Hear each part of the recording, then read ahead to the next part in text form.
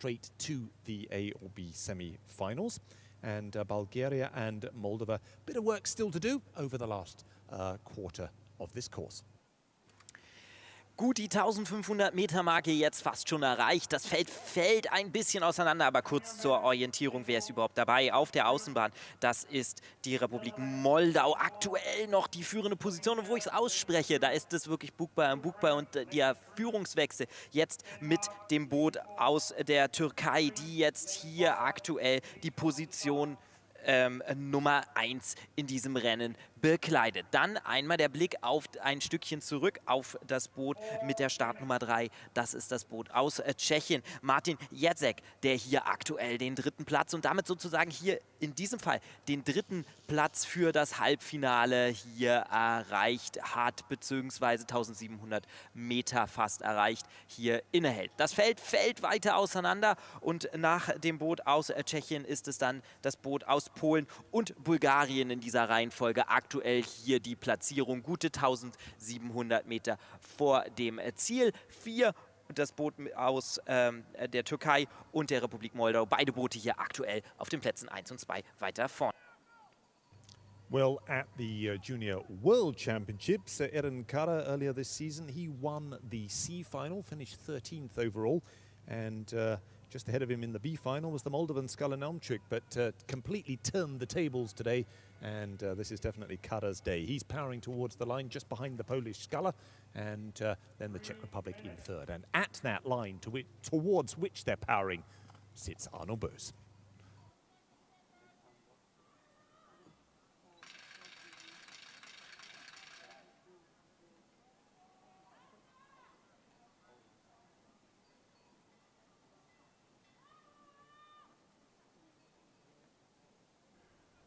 And we see the first heat of the men's single scull, and 2 scullers are here fighting for the leading position, as well as they are will go to the half final.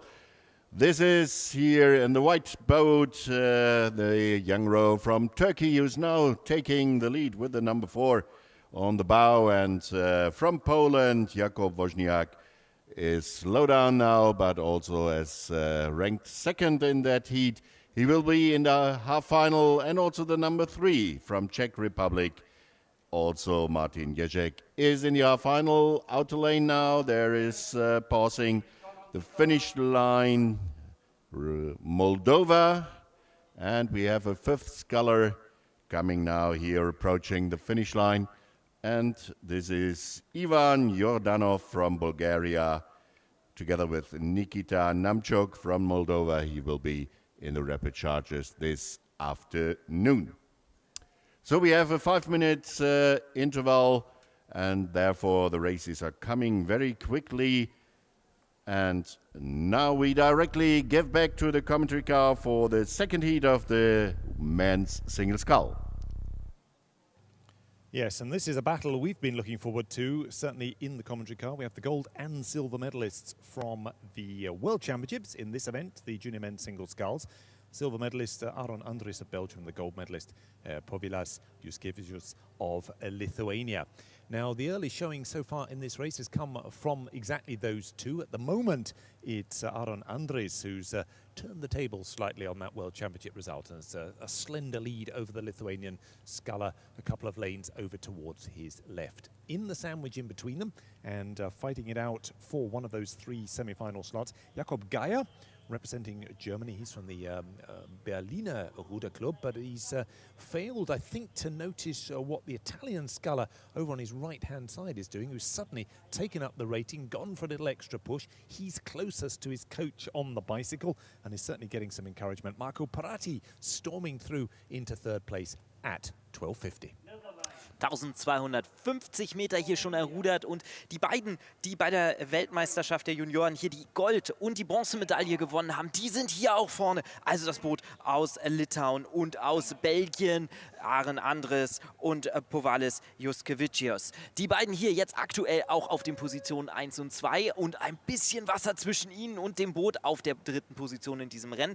Das ist das Boot aus Italien hier ganz auf der Außenbahn, und dann ist das Boot aus Deutschland von Jakob Geier, der hier aktuell auf dem 4. Platz liegt, da gerade vom italienischen Boot noch gut bei der 1000-Meter-Marke überholt wurde und dann nicht hinterher kam, hier nochmal den Zwischenspurt zu setzen. Zwischenspurt, als ob er es hört, scheint das Stichwort zu sein für ihn. Der gibt jetzt gerade ordentlich Gas hier an der 1500-Meter-Marke und versucht jetzt hier auf den 3. Platz ranzukommen. Und da gibt es nochmal den Führungswechsel. Das Boot aus Litauen auf der Innenbahn jetzt aktuell ein bisschen zurückgerutscht auf Position 3 fast. 1500 Meter jetzt errudert. 500 Meter sind es noch. Da geht an der Führungsspitze Aaron Andres hier ein bisschen runter mit der Schlagzahl. Denn er hat sie hier, die Führung in diesem Rennen. Also anders als noch bei den Weltmeisterschaften. Der Zweitplatzierte hier jetzt aktuell in diesem ersten Rennen der Erstplatzierte und damit ein klarer Aspirant auf einen der Plätze in den Halbfinalrennen. Well, splendid attack there by Andries of Belgium has taken him through now into a pretty commanding lead at this stage of the race. Lithuania and Italy battling it out behind them, with Germany in unlucky 4th at the moment. I've just seen the first of the day's cowbells going up onto the spectator area, and they'll be for Matthias Soldo of Switzerland. He's officially a reserve, but Switzerland has afforded itself the luxury of letting him race in this event from Rapperswil Jona. And he'll be getting a cheer and a ring of the cowbells, I suspect, as these scullers move on down towards the finishing tower.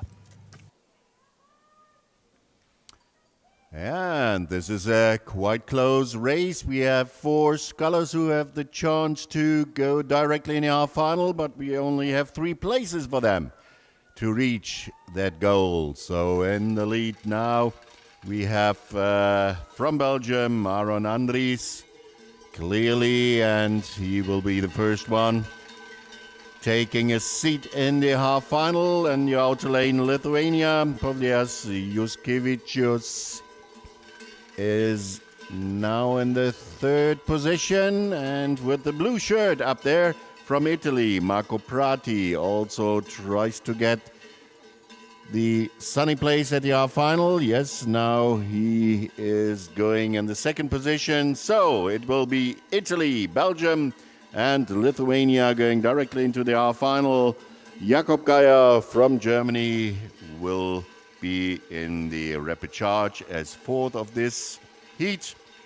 And we have also from Switzerland, Matthias Soldo, who is now approaching the finish line. Also, he will be in the rapid charge.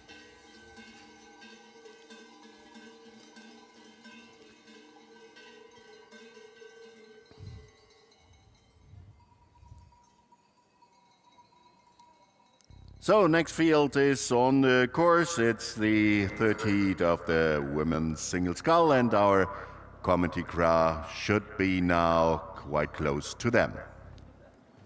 Well, thanks to our wonderful chauffeurs, Verena, that's exactly where we are, Arno. We're absolutely up with the action.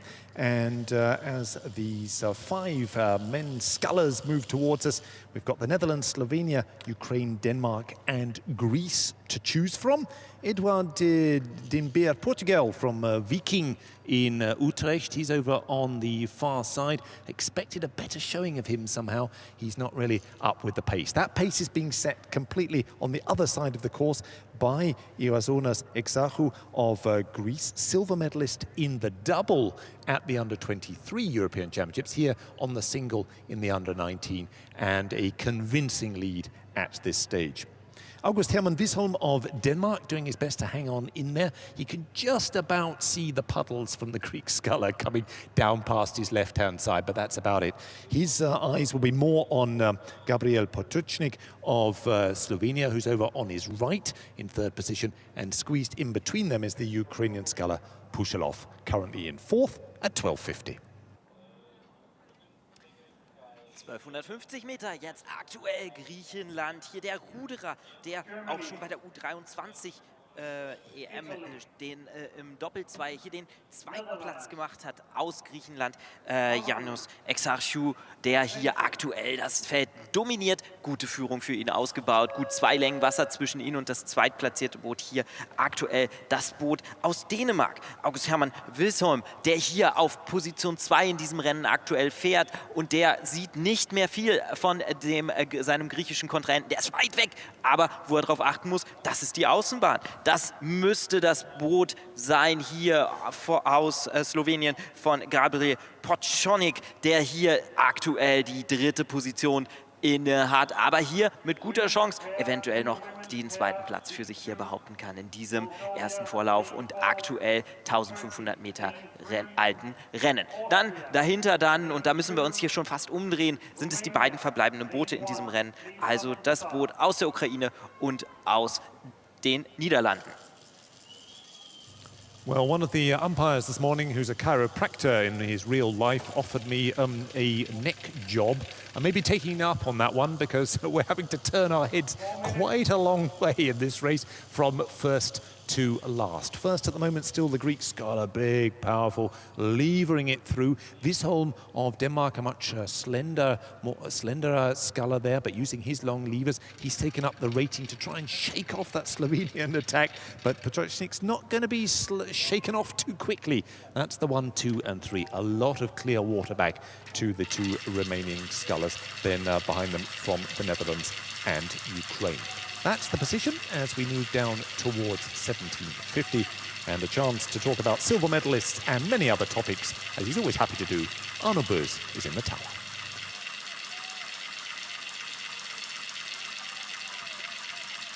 Yeah, and as Paul and Julian said, the field here is quite clear. We're searching the last 3 competitors for the half-final in the men's single scull in this 3rd heat. We have on the lead the sculler from Greece, followed by Denmark, and also close up Slovenia. These 3 scullers, obviously, as we have 120 meters to go, will be directly in the half-final, and Ukraine and the Netherlands will try to get to this half-final in the afternoon today through the rapid charges. So 50 meters to go for Yannis Exarchou from Greece. Now he can slow down with his stroke rate, but he pushes also in the last strokes. Just 2-3 strokes. Then he is crossing the finish line, which is in that moment. Close battle for the 2nd place. Now it's a number 4 from Denmark, August Hermann Wisholm. 2nd and 3rd, Gabriel Potočnik from Slovenia. And as I've said, Ukraine and Netherlands, positions 4 and 5.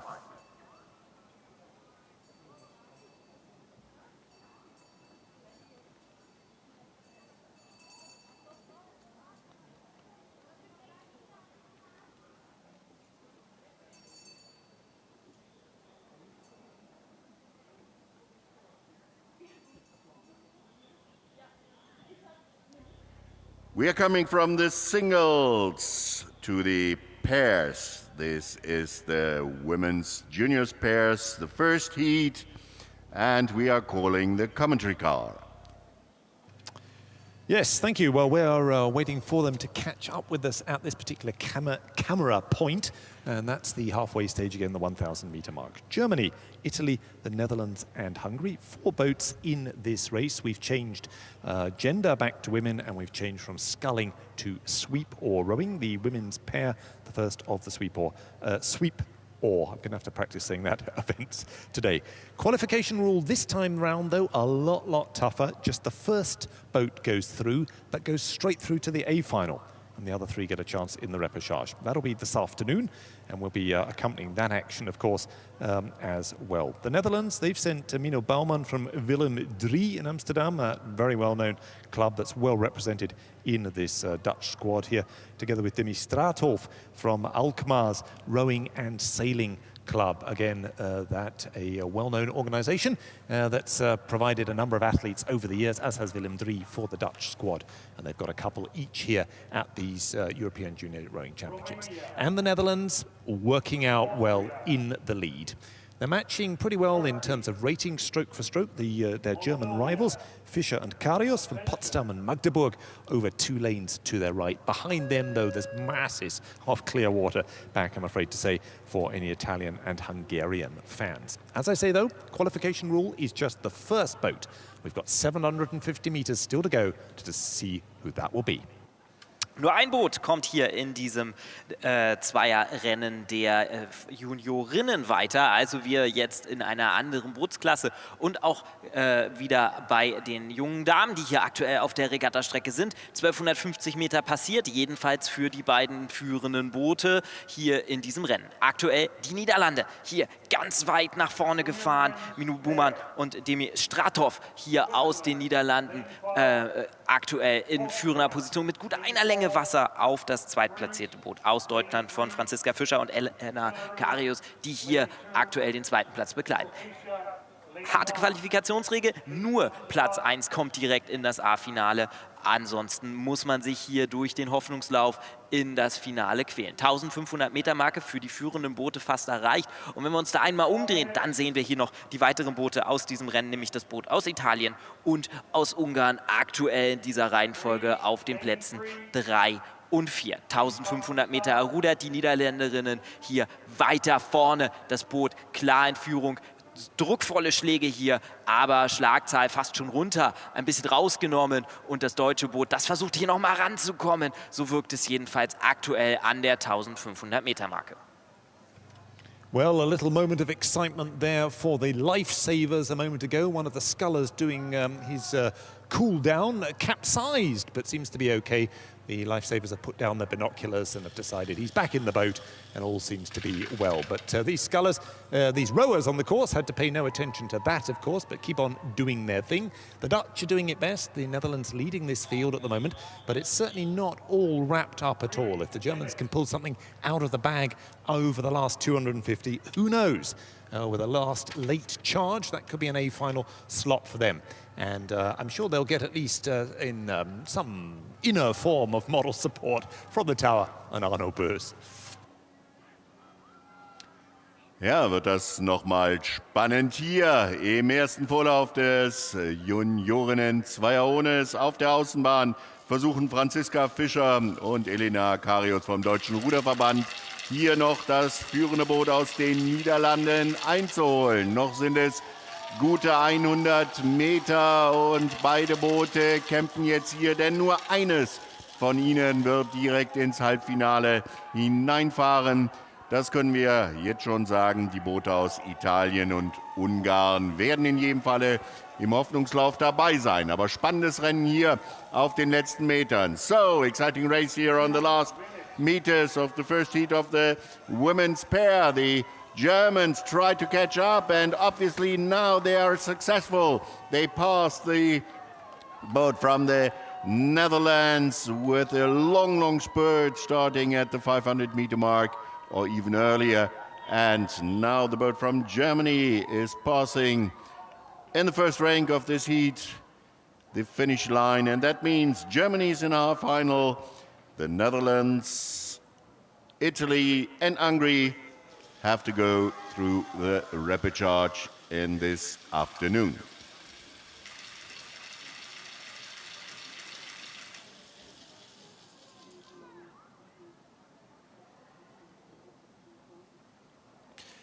Ja, das war eine spannende Aufholjagd des deutschen Bootes hier in diesem ersten Vorlauf im Juniorinnen-Zweier ohne. Und damit hier überhaupt gerudert werden kann, damit wir diese Europameisterschaften der Juniorinnen und Junioren durchführen können, bedarf es natürlich einer Menge an Hilfe und einer Menge an Förderung auch, denn die haben wir erhalten, unter anderem vom Bezirk Oberbayern, von der Landeshauptstadt München und natürlich auch vom Bundesinnenministerium. Herzlichen Dank an diese 3 Institutionen, die mit entsprechenden Fördermitteln hier diese Regatta unterstützen. Und selbstverständlich bedanken wir uns auch bei den Sponsoren, die ebenso dazu beigetragen haben. Das sind M-Star Digital Sport Solutions, der Partner für Regatta Equipment, der uns hier unterstützt. Und es ist die Kreissparkasse München-Starnberg-Ebersberg, die ebenfalls hier dazu beigetragen hat, dass wir diese Regatta hier ausrichten können. Ganz herzlichen Dank an diese Institution und an unsere Sponsoren hier in München und rund aus der Umgebung. Das nächste Rennen ist schon ein ganzes Stück gefahren. Ich gebe wieder rüber zum Commentary Car. Yep, they're just short of the 1,500-metre mark, at least at the head of the field. This is another one that's stretching out into quite a procession, really. The Romanian women's pair that has finished 5th in the World Championship certainly have stamped their authority on this particular race from a very early stage. Bags of clear water for them, and it's nice, flat, calm, clear water for them. Doing the best job in second place, Turkey. I don't think, though, at the moment a serious chance of that 1A final qualification slot. The Austrians were a little slow over the first half of the course. They've started to pick up their race form as well and have pushed Moldova well back into 4th place at 1,500.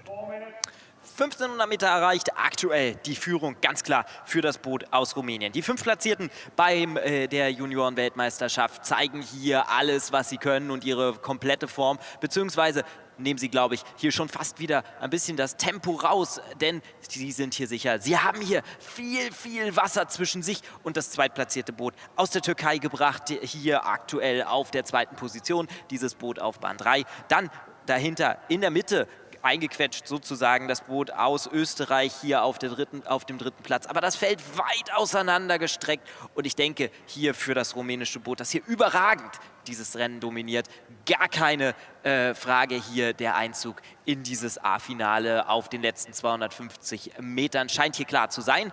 Allerdings, klar ist es erst, wenn wir es auch gehört haben auf der Ziellinie und dafür gehen wir ab zum Tower, zu Arno. Yeah, thank you. We had an exciting race in the first heat of this women's pair. And now in the second heat, the situation obviously is clear. It's the boat from Romania who is clearly in the lead, a couple of lengths ahead of the boat from Turkey, who is in the second rank for the moment. And behind them, it's Austria on the lane number 2 in the 3rd position. But it's only one boat going directly to the A final, and that means we have the Romanians going through. And I think I said in the first race they're going into the semi-final. No, of course, that is not correctly. Please allow me to correct this. So the boat from Germany directly is in the final, and now it's followed by the boat from Romania. They are clearly here in the lead and just a few strokes. Then they will pass the finish line. And we have Turkey, Austria, and in the 4th position, Moldova, who tried to catch up in the rapid charge races this afternoon. Also, wir haben das Boot aus Rumänien, das in diesem Moment über die Ziellinie geht, direkt im A-Finale. Und ich glaube, ich hatte vorhin versehentlich gesagt, die Ersten gehen ins Halbfinale in diesem Frauen- oder Juniorinnen-Zweier ohne. Das ist natürlich nicht korrekt. Insofern also sind auch die beiden Ruderinnen des Deutschen Ruderverbandes direkt im A-Finale, denn sie haben den ersten Vorlauf gewonnen. In diesem zweiten Rennen ist es nun Rumänien, das auch dieses Ziel erstmal geschafft hat, im Finale dabei. Und die Boote aus der Türkei, aus Österreich und der Republik Moldau, sie werden heute Nachmittag im Hoffnungslauf starten.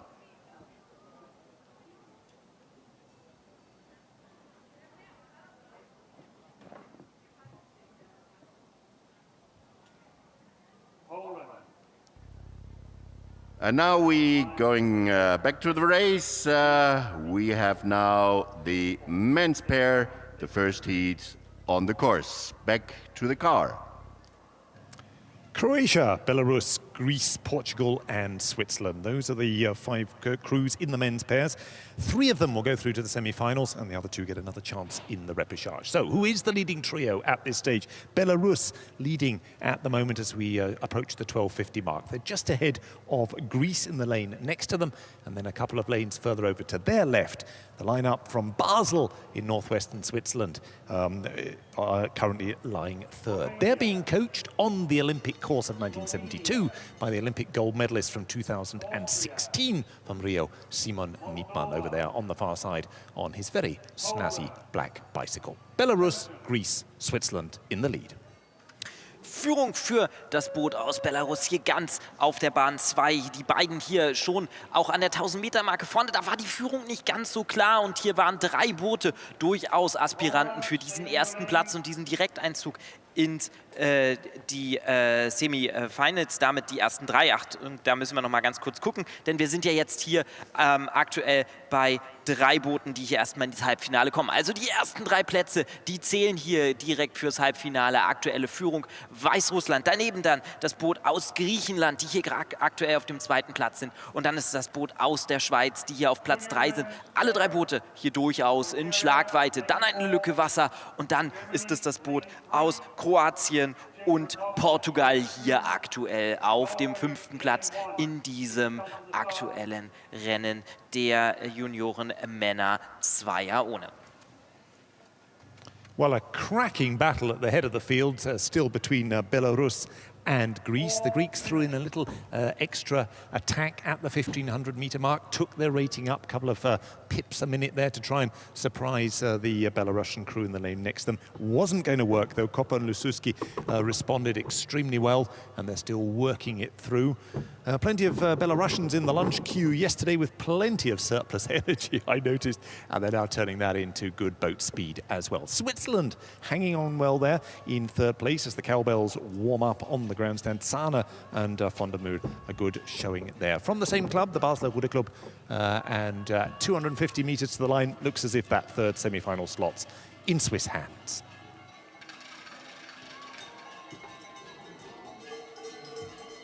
Yeah, now we have the male juniors and the pair on the course, and here we again have 3 boats going into the semi-final, and the situation in that race is really clear. We have the boats from Belarus, then Greece in the middle in the white shirts, and here on the outer lane, and now approaching the audience, and the cowbells are ringing, and that means Switzerland is also in a good position, going directly into the half-final. First place, first rank now for Belarus on the last strokes. Then it's Greece, and 3rd Switzerland. These are in the semi-final, and we have Croatia on the outer lane, and also the boat from Portugal. Those 2 boats will go into the repechage. In diesem ersten Vorlauf im Junioren-Zweier ohne haben wir wieder 3 Boote, die auch direkt ins Halbfinale gehen. Und das haben geschafft die Mannschaften aus Belarus, aus Griechenland und der Schweiz. Und die beiden Boote, die jetzt sich der Ziellinie nähern, das sind die Mannschaften aus Kroatien und aus Portugal. Die werden heute Nachmittag dann versuchen, sich auch einen Platz noch im Halbfinale zu sichern über den Hoffnungslauf. Zweiter Vorlauf der Junioren-Zweier ohne. Er ist bereits auf der Strecke, hat schon fast 1000 Meter zurückgelegt. Und wir fragen unsere Kommentatoren Paul und Julian, wie sieht's aus in diesem zweiten Vorlauf der Junioren-Zweier?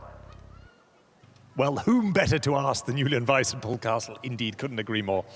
We've got quite a spread of performance on paper in this race, from the gold medalists at the World Championships through to B and C finalists at that same advantage. But you wouldn't know it from the speed on the water at the moment. I thought that at the halfway stage, which is where we are, the Romanians would be miles in front. Clear domination of this race. That's not the case. And the Polish crew, in particular closest to us on the grandstand side, have kept contact. And their bowman, when he swivels just a little bit, he can see the Romanians out of the corner of his eye over on the far side. So that battle continues. In between them, Slovenia has sort of gone with those two leading crews, and that trio has now opened up quite a gap of clear water back to Austria and Moldova. Austria from the C final at the World Championships, perhaps less surprising, therefore, that at 12:50 they're a little adrift. Romania continues to lead. 1250 Meter und wir haben hier schon mal auf dem Papier ein bisschen gerechnet und überlegt, wer könnte hier vorne liegen und drehten uns um und da war es auch so, das Boot, was hier auch schon bei den Weltmeisterschaften der Junioren hier die Goldmedaille gewonnen hat, das rumänische Boot, auch hier in diesem Rennen aktuell vorne Führungsspitze übernommen.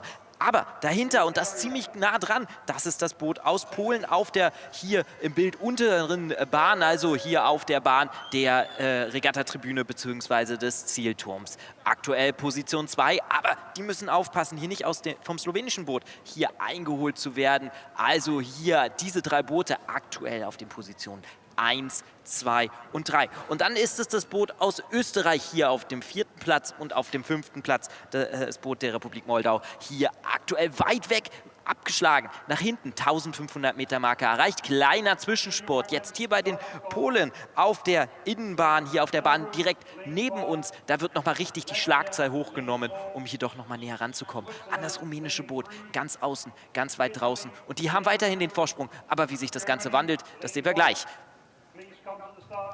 Yeah, we're moving into the last quarter of the course, and you can tell what's going on further down the course by the way the cyclists on the far shore start to spread out as well. The happiest cyclists at the moment will be the Romanian coaches. They're well up there at the front. Christian Malis coaching this men's pair.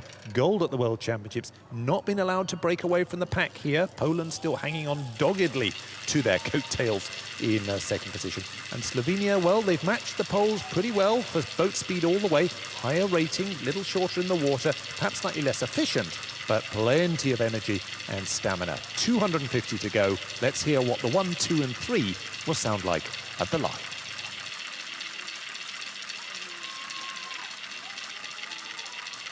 Second heat of the men's pair, and also in that heat we have a clear situation quite far away from the finish line. Now they have to go 150 meters, and we have the 3 participants for the semi-final clearly here in the lead. It is Romania on the outer lane in the red, yellow and blue shirts, the colors of Romania. Then we have Slovenia, and also here in the white boat and the white and red flag on the blades, it's Poland. These 3 crews will directly go into the final, and just the last strokes for them. Romania, then it's Poland, and then it's Slovenia. And the 2 boats from Austria and Moldova, they are still on the course. Have to go 50 and 70 meters. Now it's Austria. And the Moldovan boat is crossing a bit the lanes, but no problem for that. No umpire have to correct this.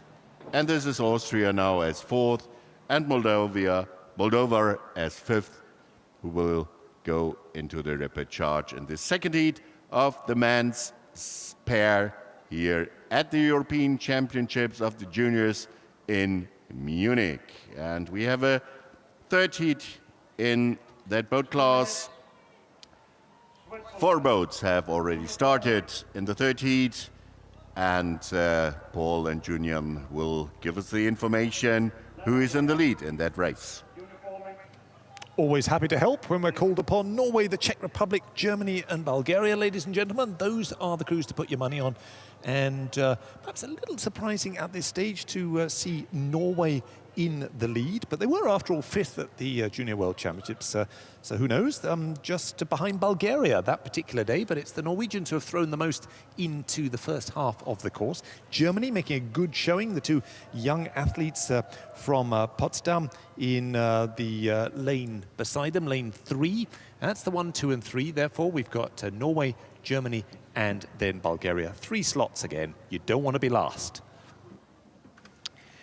Gute Streckenhälfte jetzt hier passiert. Stückchen danach, aktuelle Führung, ist das Boot aus Norwegen. Die beiden hier auf der Junioren-WM fünft platziert in diesem Boot. Und da müssen wir mal ganz kurz auf die Innenbahn gucken, denn hier wird es jetzt wirklich knisternd und spannend. Bukbal an Bukbal, das bulgarische Boot, die haben jetzt hier nochmal Gas gegeben. Und die Viertplatzierten der Junioren-WM geben jetzt ordentlich Dampf hier, um auf Platz Nummer 2, beziehungsweise aktuell sogar auf den ersten Platz zu fahren. Also hier Bukbal an Bukbal ist es, das Boot aus Norwegen und Bulgarien. Dahinter dann in der Mitte, in diesem Sandwich könnte man sagen, ist es das Boot aus Deutschland. Die beiden Trainierenden, die in Potsdam hier trainieren, jetzt aktuell auf Position 3, entsprechend ihrer Startnummer offensichtlich hier jetzt ein bisschen nach hinten durchgereicht, konnten bis 1000 Meter hier gut die zweite Position für sich behaupten und innehalten sozusagen. Und dann müssen wir uns noch ein bisschen mit Wasser dazwischen beschäftigen. Dann ist es das Boot aus Tschechien, was hier aktuell die vierte Position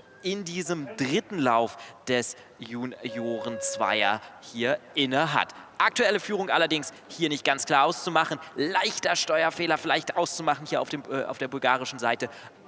Norwegen und Bulgarien vorne. Well, a bold and I think very laudable decision by the German Rowing Federation. They've sent a very young squad here to Munich in front of the home squad. Instead of wheeling out all the world champion crews again, they've given the next age group down, if you like, in many cases, a new chance. And that's certainly the case in this Potsdam crew. Both born in 2004. They'll have another crack at this particular whip next year. 1,500 gone, but they're making a fine showing of it in third place at the moment. That would be good enough for the semi-final. Bulgaria over to their left. Norway still in the lead. The German bowman can't quite see the Norwegians anymore now, but he can just about see their puddles. Let's see what happens over this last section of the course. Norway, small squad here, but certainly making a good impression in this particular race. Then behind that leading trio, still, I'm afraid to say, for the Czech fans, a lot of clear water back. But time, I think, now for an update from the voice of Potsdam, Julian Weiss. Ja, aktuell die letzten 300 Meter jetzt hier angebrochene für die vier Boote. Aktuelle Führung, wieder das norwegische Boot, dann Bulgarien und dann das deutsche Boot hier auf der dritten Position. Und wer weiß das besser und kann hier besser dann sehen, wie es dann am Ende ausgeht, als Arno Bös im Zieltor. Zurück. Ja, und das sieht jetzt hier 200 Meter vor der Ziellinie so aus, als ob es schon feststeht, wer geht hier ins Halbfinale und wer muss in den Hoffnungslauf. Es ist Norwegen ganz oben auf der Bahn in den roten Trikots gut zu erkennen. Noch in Führung, aber ganz knapp. Bulgarien geht jetzt nochmal in den Endspurt, versucht hier nochmal heranzukommen. Und als drittes das deutsche Boot. Das sind die drei, die also jetzt hier gleich ins Halbfinale hineinfahren werden. Und aus der Tschechischen Republik als vierte. Die Mannschaft wird dann im Hoffnungslauf fahren. So in that moment we have Norway in that third heat of the men's pair crossing the finish line, and that means half final for them as well as for Bulgaria and for the German crew who is just crossing the line. Fourth position for the Czech Republic, and they have to row in the rapid charge this afternoon.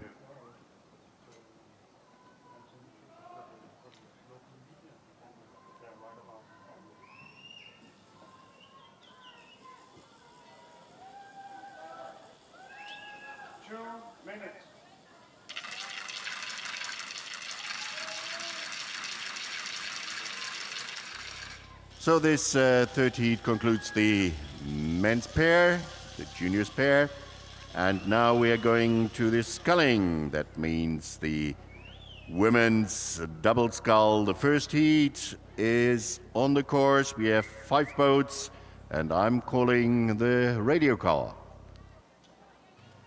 The radio car is there. At the 1,000-meter mark, we are ready to greet these double sculls as they come up towards us. Germany over on the far side, Italy in lane 2, Switzerland in the center lane, Latvia and Belarus. Well, on paper form, Italy, I think, must be in with a good chance of one of those 3 semi-final slots, finished at the bottom end of the A final at the World Championships. The Swiss, though, they've chosen to switch around their lineup just fairly recently. Flavia Lötscher from Luzern moving up there into the stroke seat, and colleague Alexia Fedherb-de-Modav into the bow seat, and that's brought a bit more rhythm and a bit more consistency into the rowing, and the Swiss will be interested to see how they perform in this race. But the pace at the moment, that's being set elsewhere, and it's being set by Belarus, closest to us in the famous radio car, and they've got a clear water advantage over Italy and Switzerland in 2 and 3.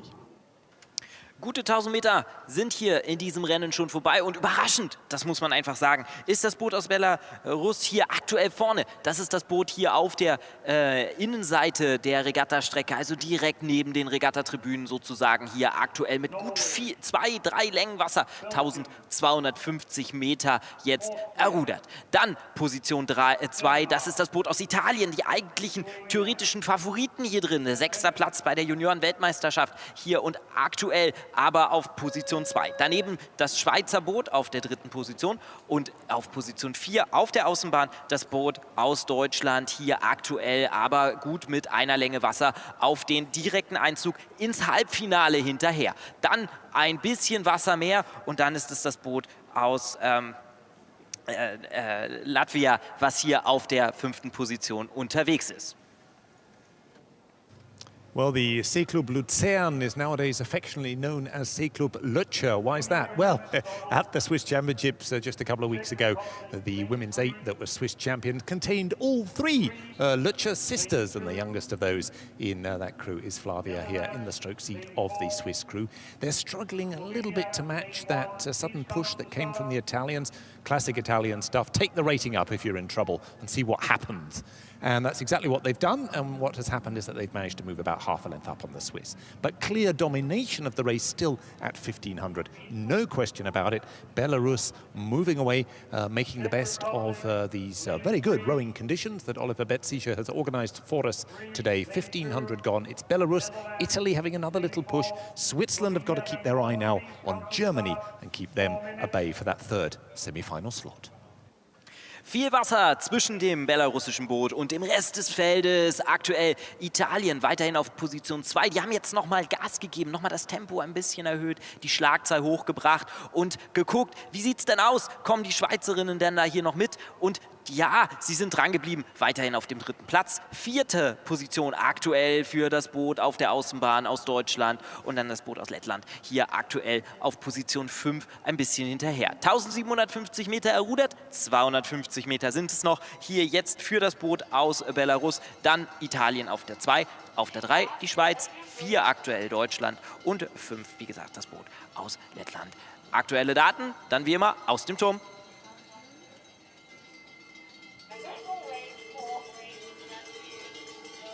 Yeah, will the Germans be able to catch up again, as we have seen in the previous race in the women's pair? Now the Germans are in 4th position. This will not be enough for the half-final, but they try to catch up the leading boats, and this is Belarus clearly in the lead. No chance to get them, and they will be crossing the finish line first here in that first heat of the women's double scull. 2nd position now for Italy, and it's Switzerland who now has to see the attack from the Germans on the outer lane. In the lane number 1, the Germans are still trying to get them up, and maybe they can take the 3rd place, and that will be the place for the half-final. So now it's Bulgaria. Then it's Italy, and very close race between Germany and Switzerland for the 3rd place. And it's unofficially, of course, but it's Germany taking the 3rd place, Switzerland 4th, and we have with the number 4, the boat from Latvia in 3rd place. And that means Switzerland and Latvia in the rapid charge, and Belarus, Italy, and Germany directly in the half-final.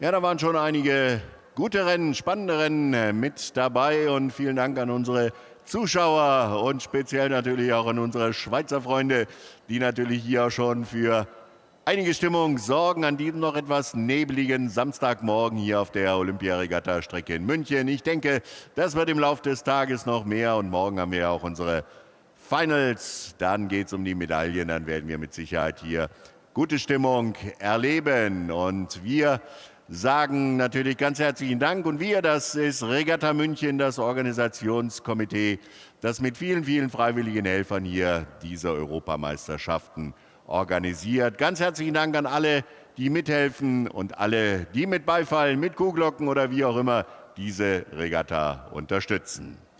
Und wir schauen jetzt auf die Regattabahn. Der Vorlauf der Frauen-Doppelzweier ist unterwegs.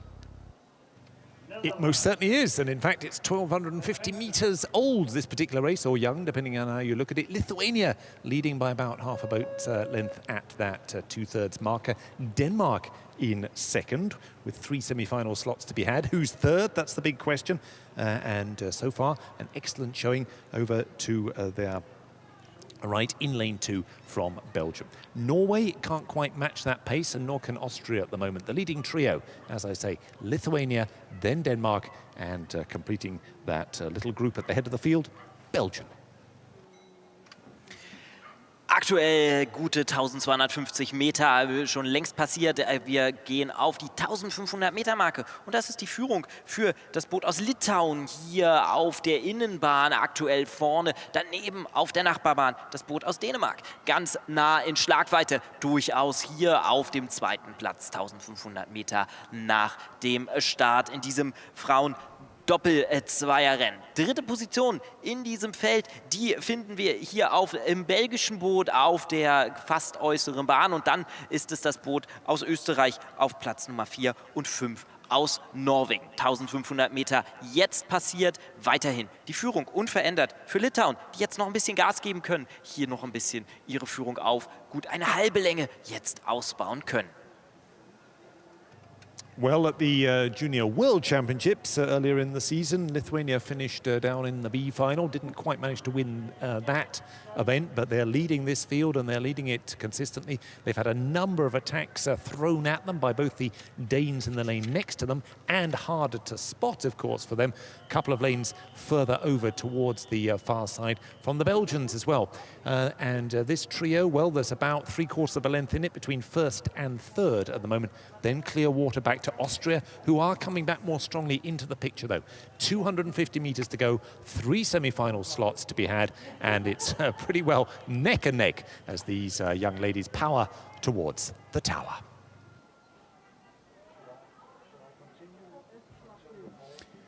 Yeah, and it's still a close race, but we have 3 boats clearly in the front of the field. That means these 3 will go directly through the half final. And it's here on the outer lane, close to the grandstand, to the audience here. It's Lithuania now in the lead, and second position for Denmark next to them. And on lane number 2, we have the boat from Belgium. These 3 are approaching the finish line, and they will qualify for the next round. That means half final. We have in the middle the boat from Austria and Norway on the outer line. In the ranks number 4 and 5, they have to go into the repechage the afternoon. Ja, spannendes Rennen hier noch auf der Ziellinie zwischen Litauen, Belgien und Dänemark.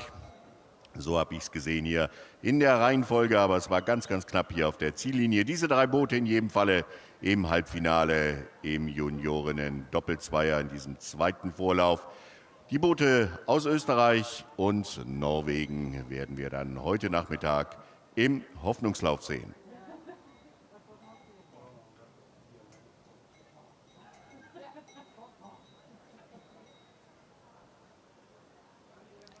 Also in this women double sculls, we have a third heat, and the commentary car is close to the field and will now report the race.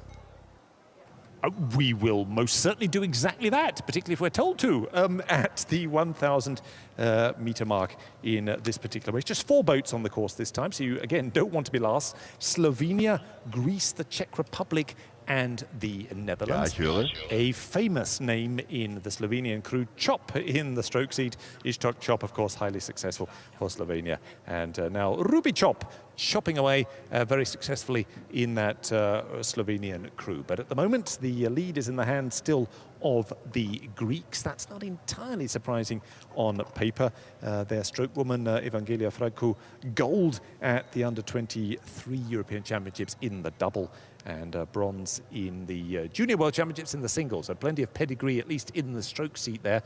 They're working it through.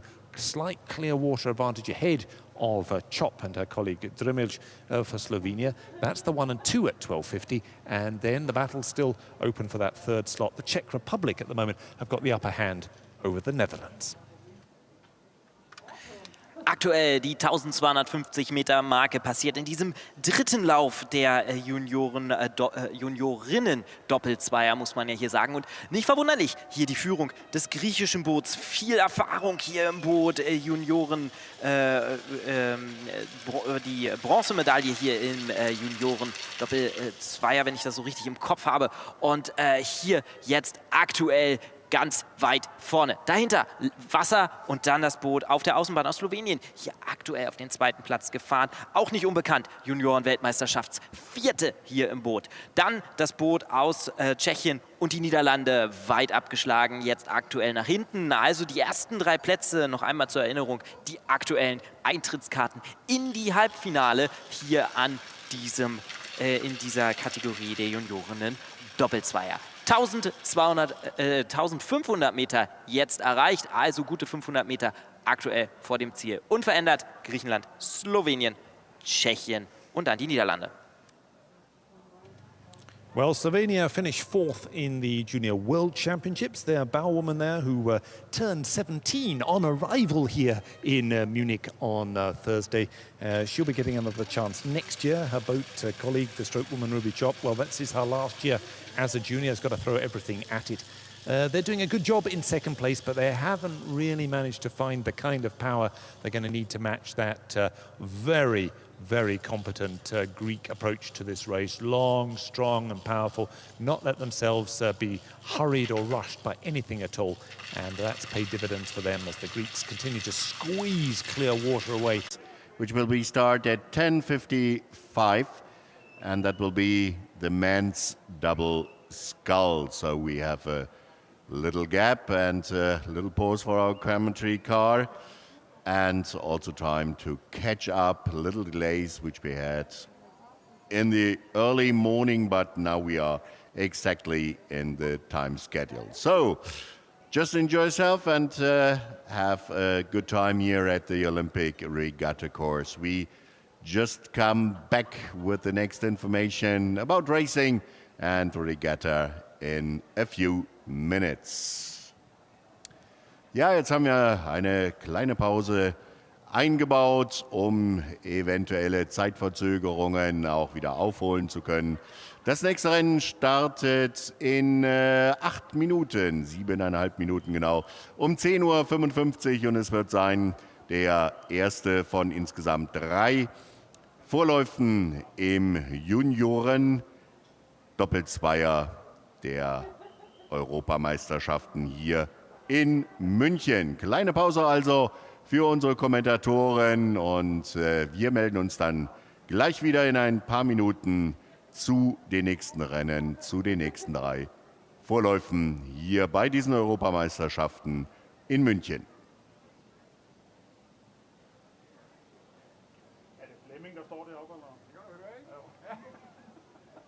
Rules are rules.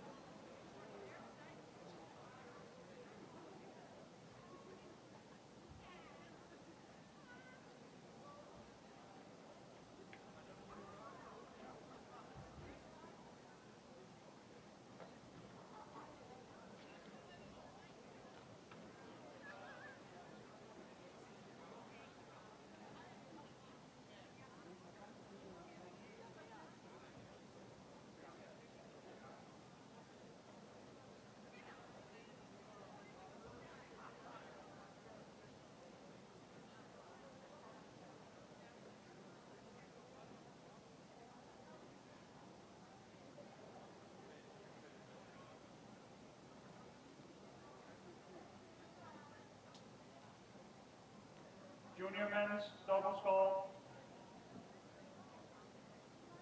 Ukraine, lane 6.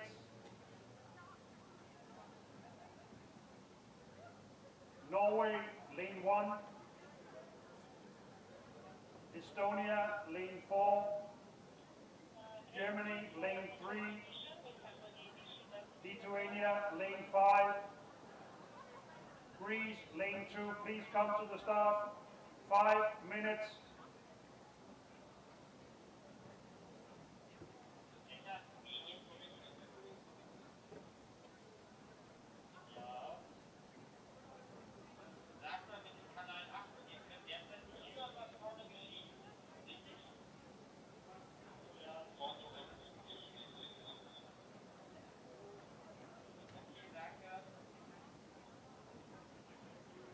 Norway, lane 1. Ukraine, lane 6. Estonia, lane 4. Germany, lane 3. Lithuania, lane 5. Greece, lane 2. Please come to the start.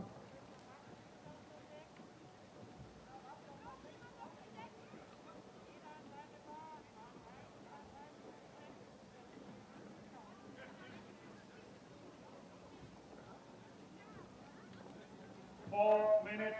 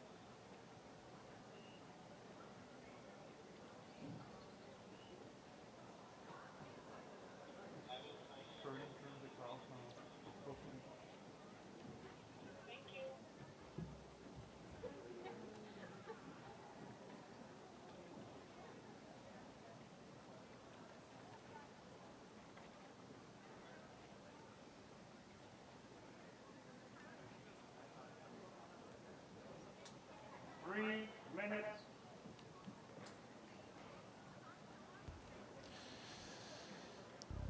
Well, ladies and gentlemen, we are back in racing a few seconds of a minute, and we will see the start of the next race, and Paul and Julian will now introduce the crews for the men's double scull.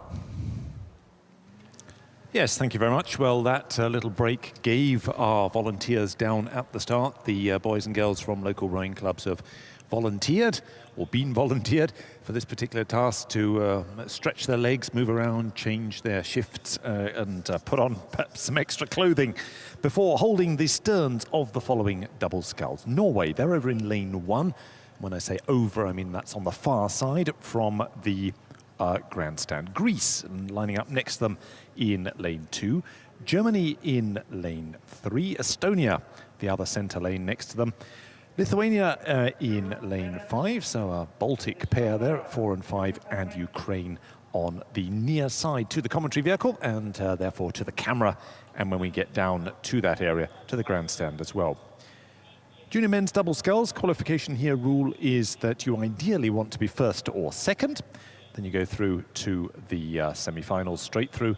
Everyone from third on downwards gets another chance in the repechage. That race due off in just a couple of minutes' time. The starter has called them, and they're all now pretty well lined up and ready to go at 10:55.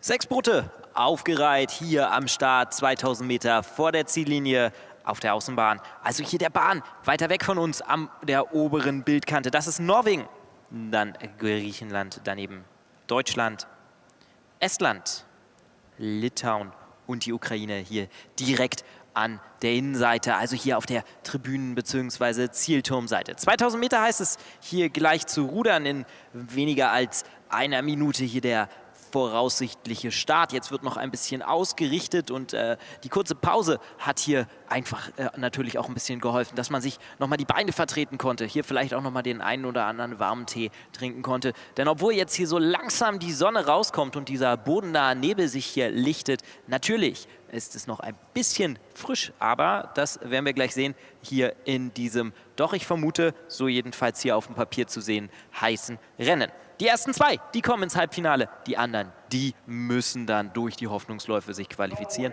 Und wer das ist, das werden wir in wenigen Sekunden wahrscheinlich dann erleben und natürlich in vielen Schlägen sehen. Well, what happens after this particular race will take you through to lunchtime. The last official race before the lunch break is at 12:05. That's the junior men's 8s. And then at 12:10, we have the spares race for those very important athletes who are the reserves. But meanwhile, far from the reserves, all these 6 crews have now just got off the blocks.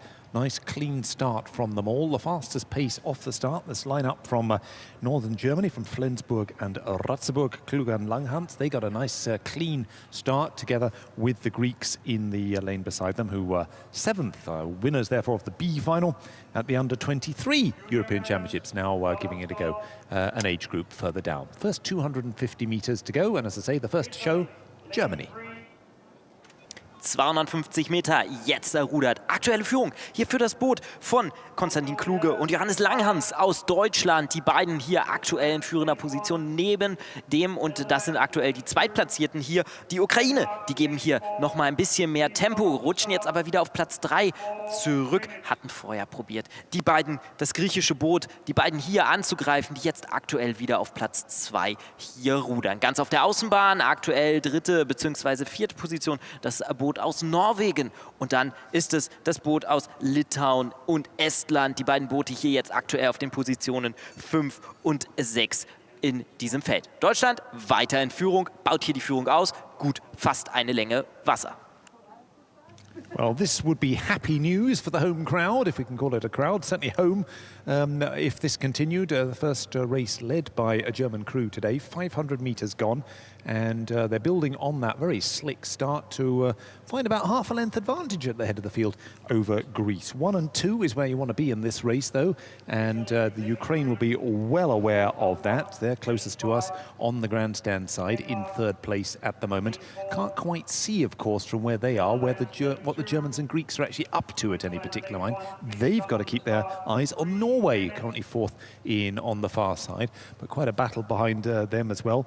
Estonia and trying to make up pace on Lithuania as well. So still wide open at the back of the field. At the head of the field, Germany continues to lead Greece just short of 750.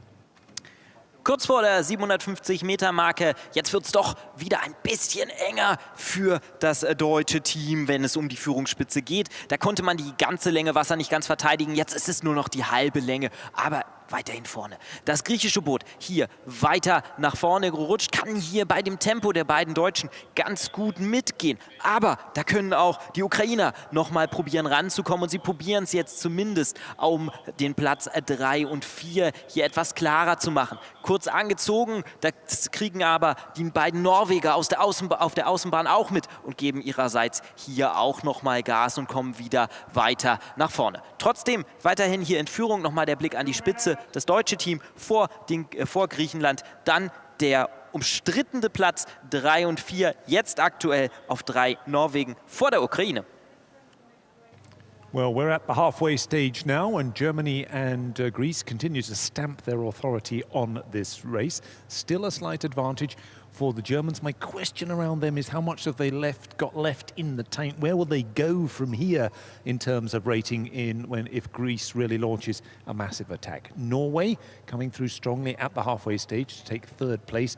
Just caught Ukraine a little by surprise, I felt, moving up to that halfway stage with a little extra squeeze around the turn, a little more shove there from the Norwegian crew. Then there's clear water back to the Battle of the Baltic behind them between Lithuania and Estonia, bringing up the rear. But as we move now towards the 1250-meter mark, still a fine showing from Germany in the lead, just ahead of Greece. 1250 Meter sind jetzt schon fast errudert. Deutschland weiterhin vorne vor dem Boot aus Griechenland und dann doch jetzt auch deutlich auf diesen dritten Platz gerudert. Das norwegische Boot, das norwegische Team hier auf der Außenbahn. Also aktuell die Bahnen 1, 2 und 3 hier in den, auch auf deren Plätzen. Aber aktuell Deutschland natürlich weiterhin vorne. Jetzt ist es allerdings die Stunde oder die Sekunde der Griechen, die hier jetzt ihren Angriff starten. Jetzt die große Frage, können die Deutschen hier nochmal gegenhalten nach diesem doch sehr, sehr kraftraubenden ersten Teil in diesem Rennen? Und sie schaffen es hier weiterhin, die Führung für sich zu beanspruchen vor dem griechischen Boot. Aber die kommen immer näher. Gute 1250 Meter sind ja bereits schon gerudert. Wir gehen also auf die 1500 Meter Marke zu. Nochmal der Blick nach hinten. Die Ukraine jetzt doch weiter durchgereicht nach hinten auf Platz 4, ganz deutlich. Der dritte Platz auch klar, aber Platz 1 und 2, das wird weiterhin eine spannende Kiste auf den nächsten 500 Metern zwischen dem Boot aus Deutschland und dem Boot aus Griechenland. Well, even if you don't speak German, you'll have gathered from the tone of my colleague's voice that we've got a cracking race on at the head of the field. Greece and Germany at it hammer and tongs at the 1500 meter mark. There was about a canvas, if that, just the deck of the boat in it between Germany and Greece. Germany responded well to the consistent Greek push. The Greeks look a little bit more fluid. They've just got a little bit more run, a little bit more rhythm, I feel. But all credit to the Germans after that great start. They've hung on in there, didn't shoot all their their darts too early in this particular competition. But Greece now striving for the lead yet again, pretty well neck and neck with Germany. Norway back in third. Und aktuell weiterhin das deutsche Team vorne, aber das wird immer weniger. Das sind hier wirklich jetzt Akzente, auf die es ankommt. Und dann schieben sie nochmal an, sehen die 1750 Meter Marke. Das heißt für sie nochmal arbeiten und da können sie nochmal offensichtlich aus ihrem nicht leeren Kraftspeicher schöpfen und hier nochmal gut eine halbe Länge rausfahren. Jetzt weiterhin der Luftkasten und vielleicht der Bugmann vorne vor dem griechischen Boot. Das wird, denke ich, eine Ziellinienentscheidung und für die ist Arno Bös zuständig.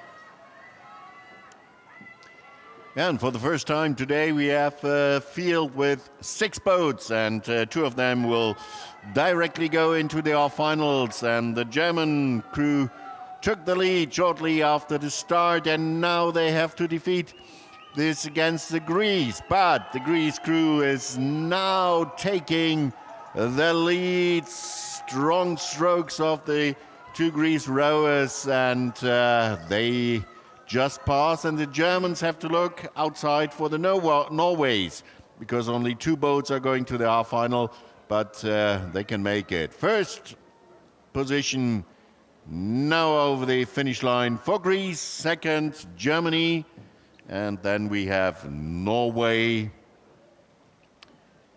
And the green shirts of Lithuania with the number 5 are now coming into the finish area, as well as a boat from Ukraine, and 6th position for Estonia. The last 4 will start in the rapid charge, and Greece and Germany are in the half final.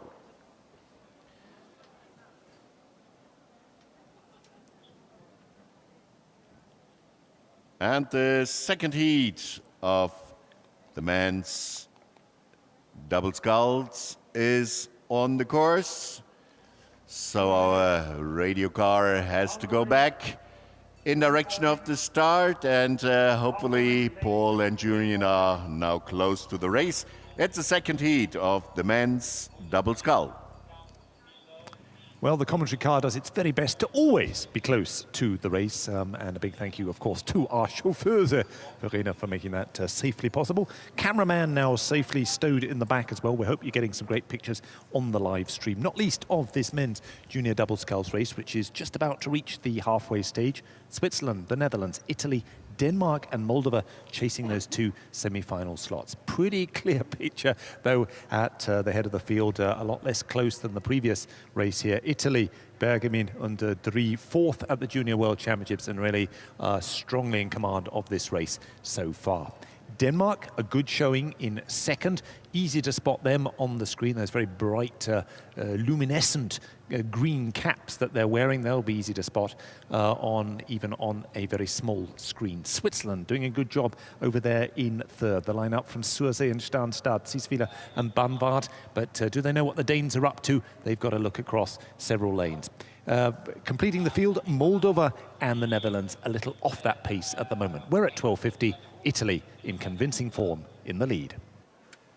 Italien hier vorne, 1250 Meter, hier jetzt gerudert in diesem Junioren-Doppelzweierrennen. Die Viertplatzierten der Junioren-Weltmeisterschaft zeigen ihre ganze Form und haben jetzt hier mehrere Längen Wasser zwischen sich und die Zweitplatzierten gebracht. Ja, Mehrzahl an dieser Stelle ist wohl wieder angebracht. Aktuell ganz enge Kiste zwischen dem Boot aus der Schweiz und dem Boot aus Dänemark. Hier ganz gut erkennbar mit den leuchtenden Kappen. Noch sind sie vorne hier, die mit Neonschirmmütze bekleideten Dänen, die einen guten Job machen über die Strecke bereits und jetzt noch einen Luftkasten guten Vorsprung haben. Aber der ist geschrumpft, auch wenn sie probieren, ihn wieder auszubauen. Also aktuell Italien vorne, unangefochten. Dahinter dann das Boot aus Dänemark, den Niederlanden auf der 3. Und dann sind es die Boote aus der Republik Moldau und aus den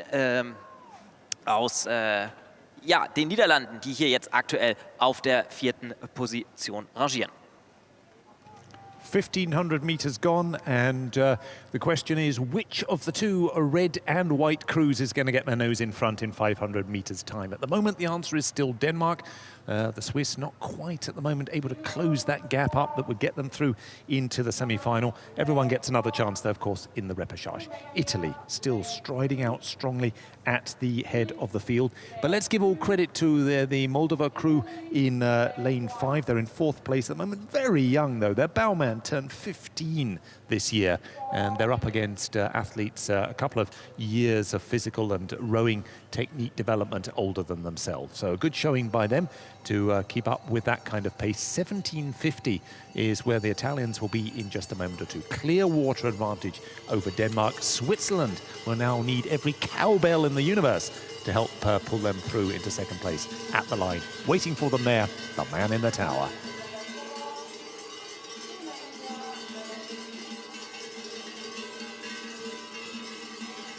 Second heat of the men's double scull, and we have in the leading position the boat from Italy, and next to them that's Denmark in the dark shirts, and the Swiss crew on lane number 1 on the outer lane up there at the course is trying to come into that second place. That would mean they will be in the half final, but just only 30-40 meters to go. Clear lead for Italy, more than one length for them, and very close between Denmark and Switzerland, but unofficially, but it seems to be Denmark second on the finish line, then Switzerland. And we have now in the dark shirts the very, very young crew from Moldova, and third position for the Netherlands. So that means Italy and Denmark in the half finals, and the 3 crews in the position 3, 4, 5 will go to the repechage.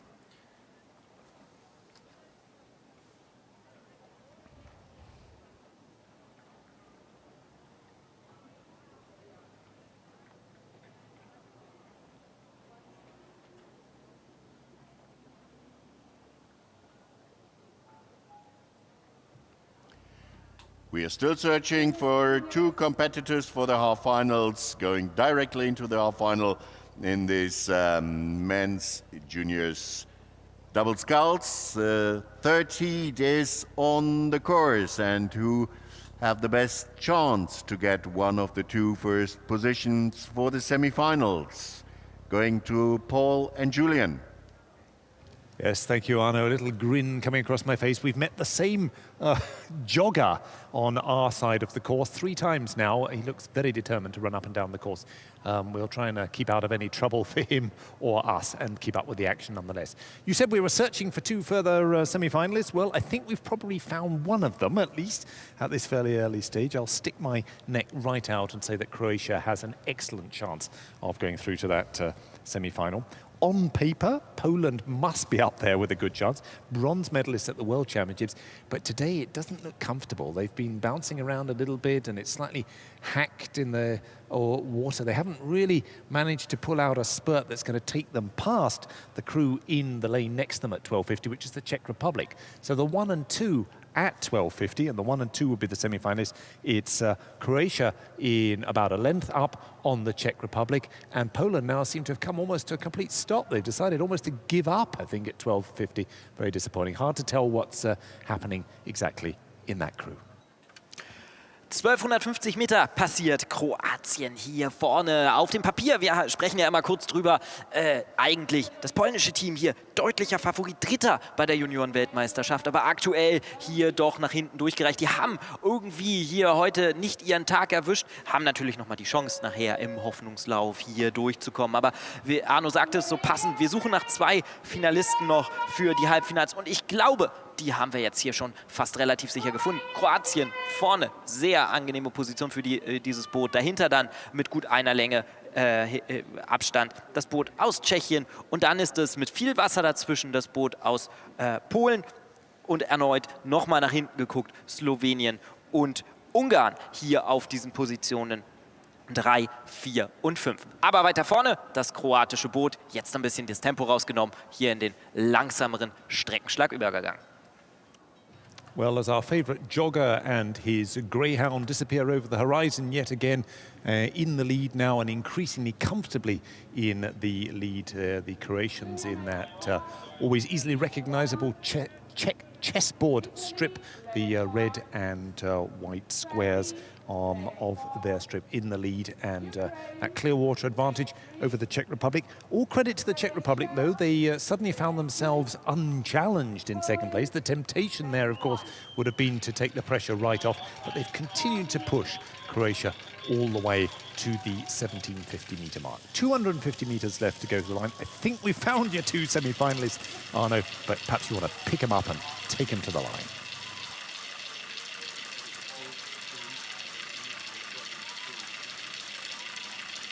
Yeah, well, we have a clear race here in the third heat of the men's double scull. It's clearly in the lead, Croatia, in the typical red and white dress, and close to the grandstand and to the fans, leading with more than a length ahead of the Czech Republic. And these will be the 2 boats going directly into the half-final. And a lot of water between them and next following. This is on the upper lane, on the lane number 1, Slovenia, ahead of Poland and Hungary, which are very close together. But here, crossing the finish line, being in the half-final, it's Croatia and the Czech Republic. Also eine klare Angelegenheit hier in diesem dritten Vorlauf der Junioren-Doppelzweier. Kroatien und die Tschechische Republik. Klare mehrere Längen Vorsprung vor dem Feld. Und wir haben auf der Bahn 1 jetzt oben Slowenien vor Ungarn und der Mannschaft aus Polen, die es jetzt doch ein wenig austrudeln lässt. Sie werden, genauso wie die beiden vorher genannten, in den Hoffnungslauf hineingehen und dann versuchen, ins Halbfinale in diesem Doppelzweier der Junioren hineinzufahren.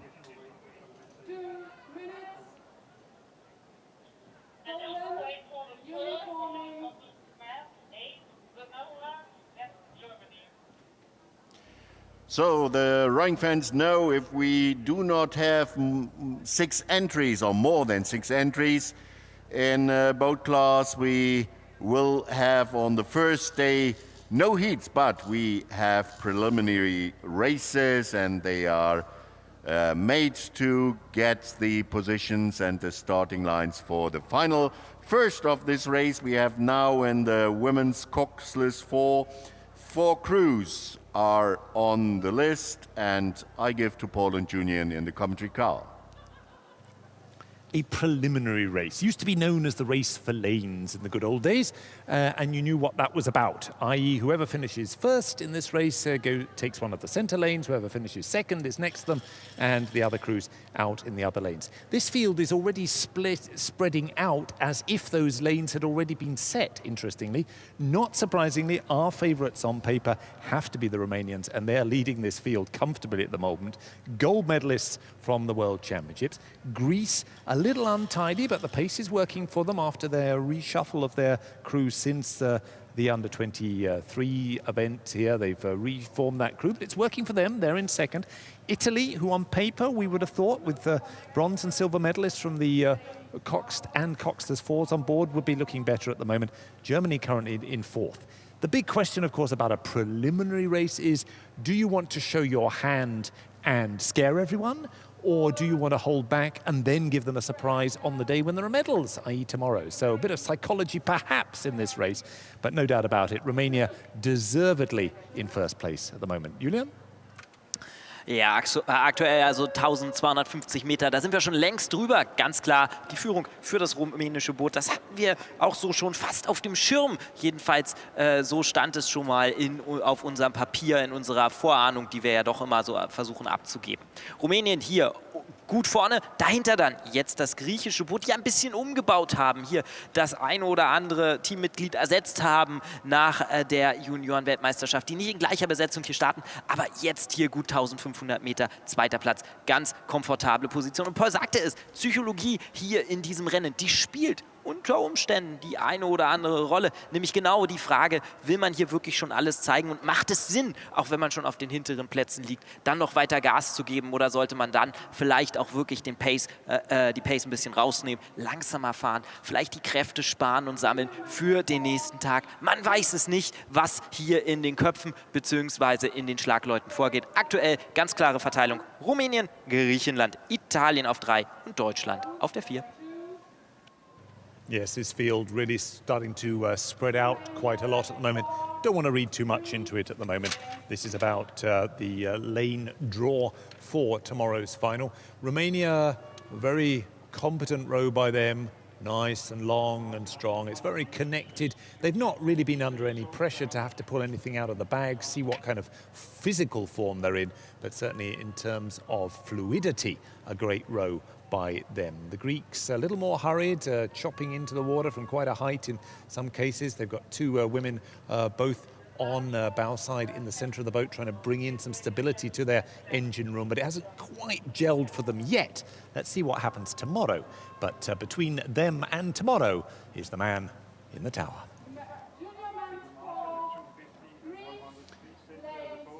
Ja, und hier geht's um die Bahnen für das morgige Finale. Wer hat eine der beiden Mittelbahnen, was vielleicht in einem großen Finale ein kleiner Vorteil sein kann? Und wir haben es ja auch aufgrund der Papierform und der bisher gezeigten Leistungen schon erwartet. Vorne in diesem Bahnverteilungsrennen, so kann man es nennen, ist die Mannschaft aus Rumänien. Klare Führung. Ja, locker 2, 3 Längen jetzt vor dem Boot aus Griechenland. Die beiden werden also genau wie auch heute auf den Mittelbahnen starten. Und dann haben wir Italien und das Boot aus Deutschland dann jeweils auch wieder auf den Außenbahnen. So also geht's in das morgige Finale hier in diesem Juniorinnen-Vierer ohne. So the boats from Romania and Greece, as we have seen already today.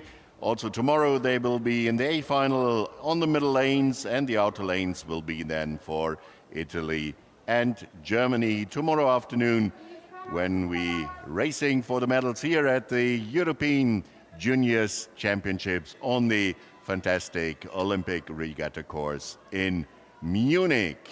And we now have, after these preliminary race, the next heats, and we are searching for those who just reach now the next round, which will be the half finals. We continue with the men's coxless 4, and the first heat is already on the course. Who is in the lead, Paul? Italy is the very short answer.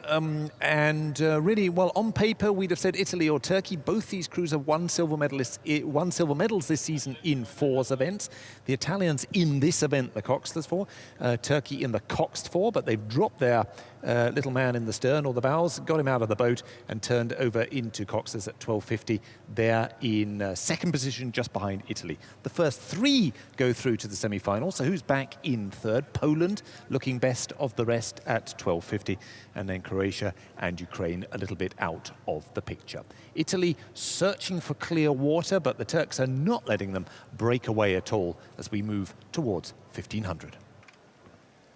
Auf dem Papier sah es so aus, genauso wie es hier fast auf der Strecke aussieht. Wir dachten uns, hier die Türkei oder Italien, dass die beiden hier vorne sind. Das sind die Silbermedaillengewinner der Junioren-Weltmeisterschaft. Die Türkei hier Mitsteuermann der Silbermedaillengewinner und das italienische Boot hier auch im ungesteuerten Männervierer der Silbermedaillengewinner der Weltmeisterschaft. Aber Weltmeisterschaft ist nicht Europameisterschaft, das lernen wir hier immer wieder. 1500 Meter errudert und das italienische Boot sieht sich jetzt hier ganz schön unter Druck durch das türkische Boot auf der Nachbarbahn und die sind wirklich hier Bugball am Bugball. Hier geht es Schlag um Schlag um die aktuelle Position 1 und 2. Viel klarer da, die Position 3, die ist nämlich bei Polen zu suchen auf der Außenbahn. Da ist aber viel Wasser auf den zweiten Platz. Und jetzt passiert es an der Spitze, die Türkei vorne vor Italien, dann Polen.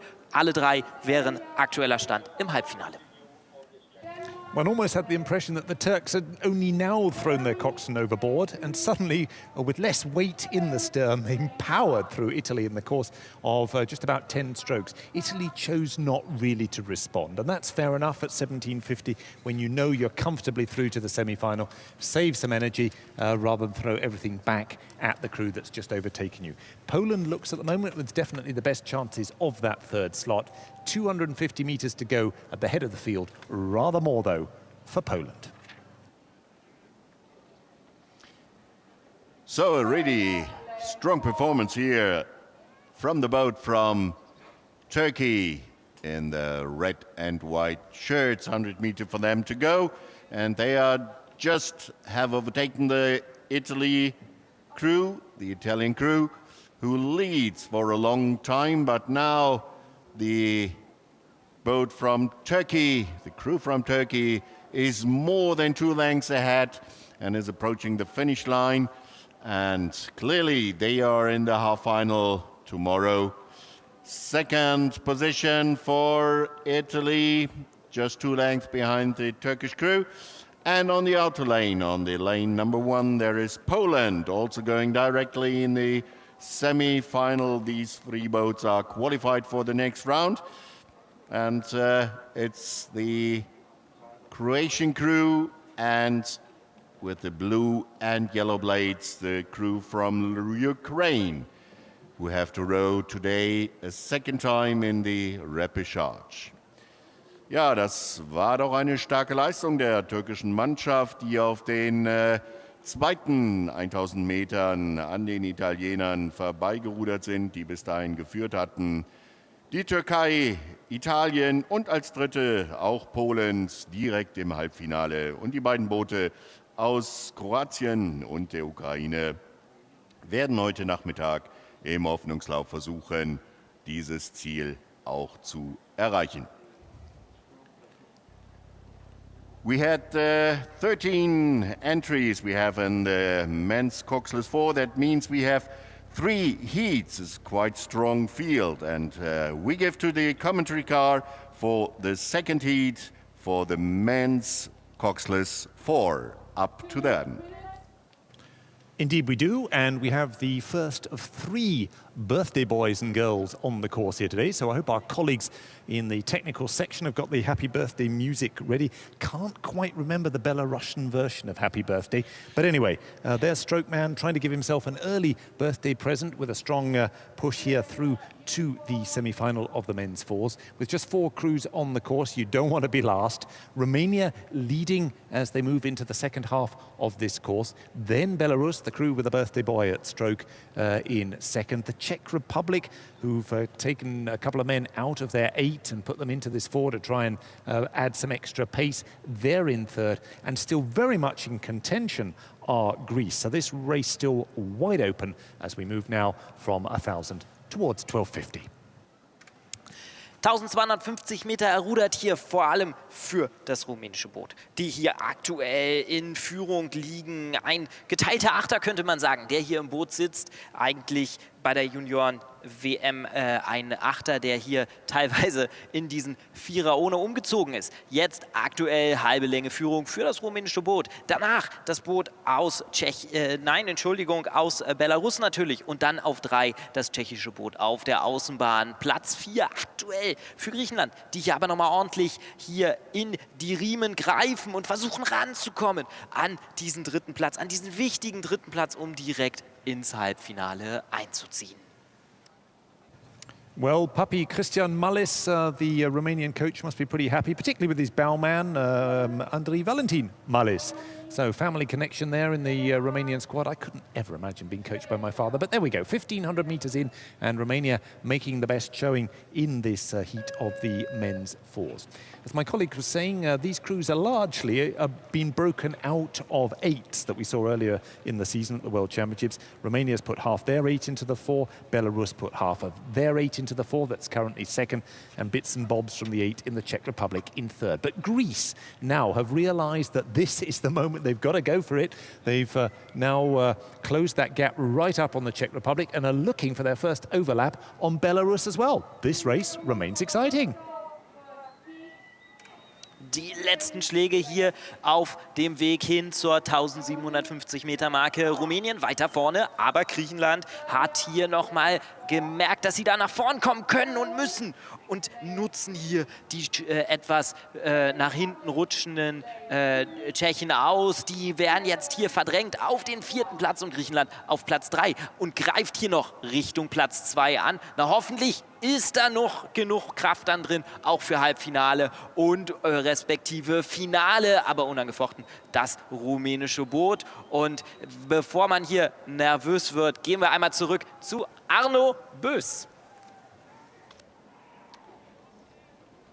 Yeah, it's a close race for the 3rd position, which will be the position going directly into the final.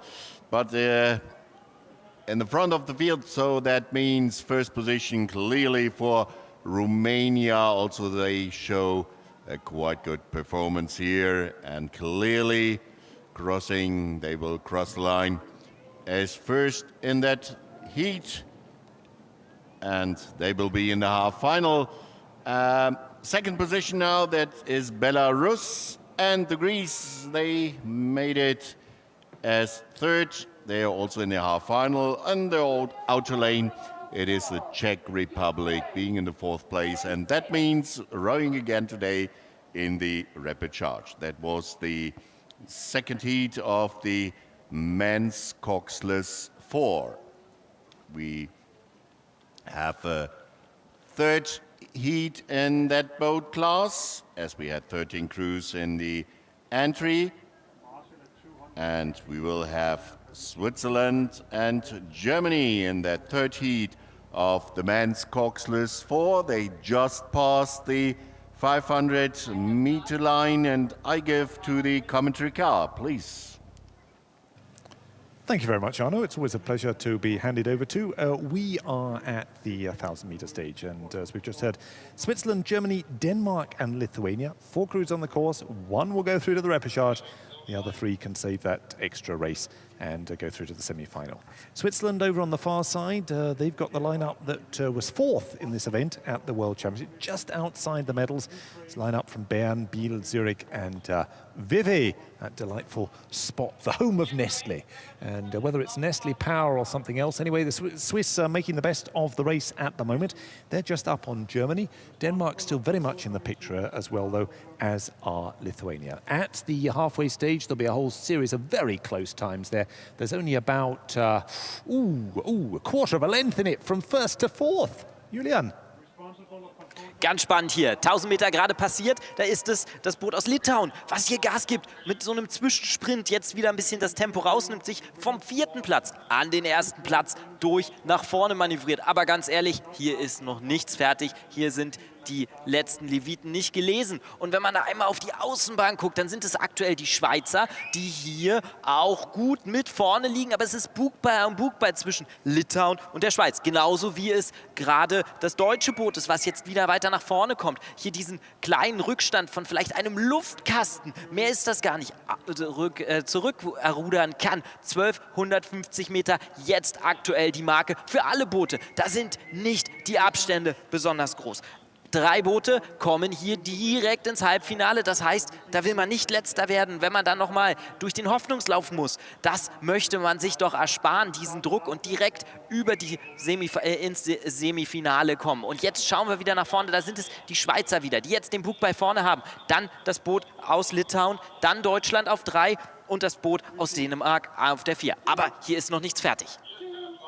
No, certainly isn't. This is the closest race we've had all day in the commentary car. Great to watch. Lithuania snuck through with that cheeky little push as they moved away from the 1,000-meter mark. Switzerland slow to respond, but respond they did. Had the call from the Baumann Suero and came right back into the picture. Lithuania and Switzerland, virtually nothing to choose between them at the 1,500-meter mark. Germany, just a whisker of a canvas, a portion of a canvas down on those two, and Denmark still overlapping the 3 leaders as well. We've got a cracking 500 meters in front of us as the sun comes out in Munich. 250 Meter und die Sonne beleuchtet es hier. Ja, jetzt ist es das deutsche Boot, was nach vorne kommt. Die schieben sich jetzt langsam, Schlag für Schlag, schieben sie hier ihren Bugluftkasten immer weiter an die Spitze. Und jetzt sind es die 3 Boote, die hier vorne sind. Schweiz, Litauen, Deutschland, Dänemark ein Stückchen weiter nach hinten gerutscht. Relativ deutlich, jetzt auf den 4. Platz. Aber jetzt ist es das litauische Boot wieder vorne. Deutschland, das ist wirklich Bugball an Bugball, was hier aktuell stattfindet. Und da kann keiner sich hier in diesem Rennen zurücklehnen. Uiuiui, das wird spannend und das wird auch später spannend. Da gehe ich von aus. 250 Meter sind es jetzt noch zu rudern. Arno, dein Einsatz.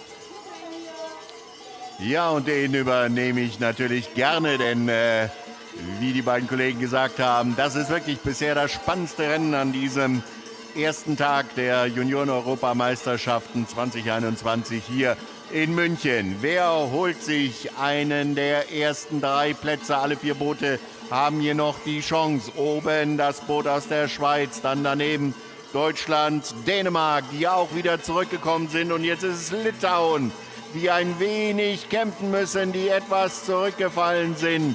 Vorne schaffen es die Dänen, die hier einen mächtigen Endspurt auf den letzten 500 Metern gefahren sind.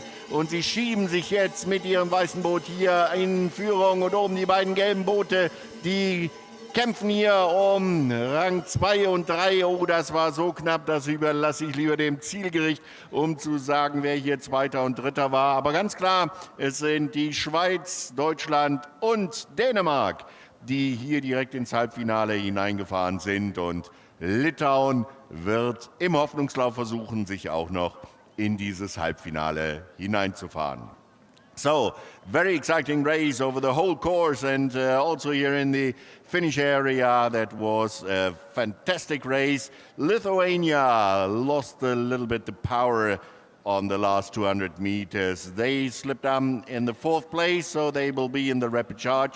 And it's Denmark, and then very close together, Switzerland and Germany, who will be directly in the half-final tomorrow morning here at these European Championships in Munich. Very exciting racing, and I'm just looking forward to the next boat class, which is the women's quadruple sculls here of the juniors. We have 2 heats in this boat class, and we are just waiting for the commentary of the first heat in the women's quadruple sculls. 6 boats are in the field. Paul and Julian, please introduce them.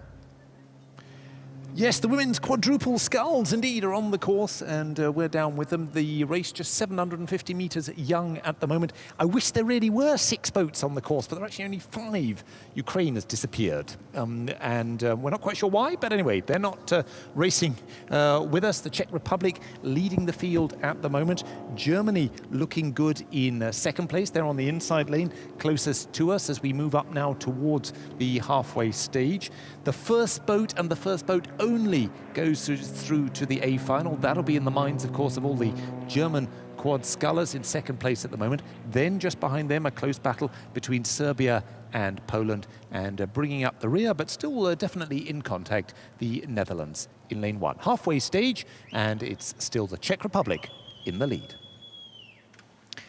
Streckenhälfte erreicht, aktuell jetzt hier in diesem Juniorinnen-Doppelvierer, der hier auf der Strecke ist. Nochmal kurz zu den Regeln, nur der Erste kommt hier gleich weiter ins Finale und aktuell wäre das Boot aus Tschechien, die hier ganz nach vorn gefahren sind, aktuell mit gut einer Länge Wasser hinter dem Boot aus Deutschland auf der Innenbahn hier führen. Eigentlich 6 Boote an den Start, wir müssen noch mal klären, warum es nur 5 sind, aber jedenfalls es fehlt hier das Boot aus der Ukraine, die hier offensichtlich nicht mitfahren. Also, Erster werden, das ist hier entscheidend.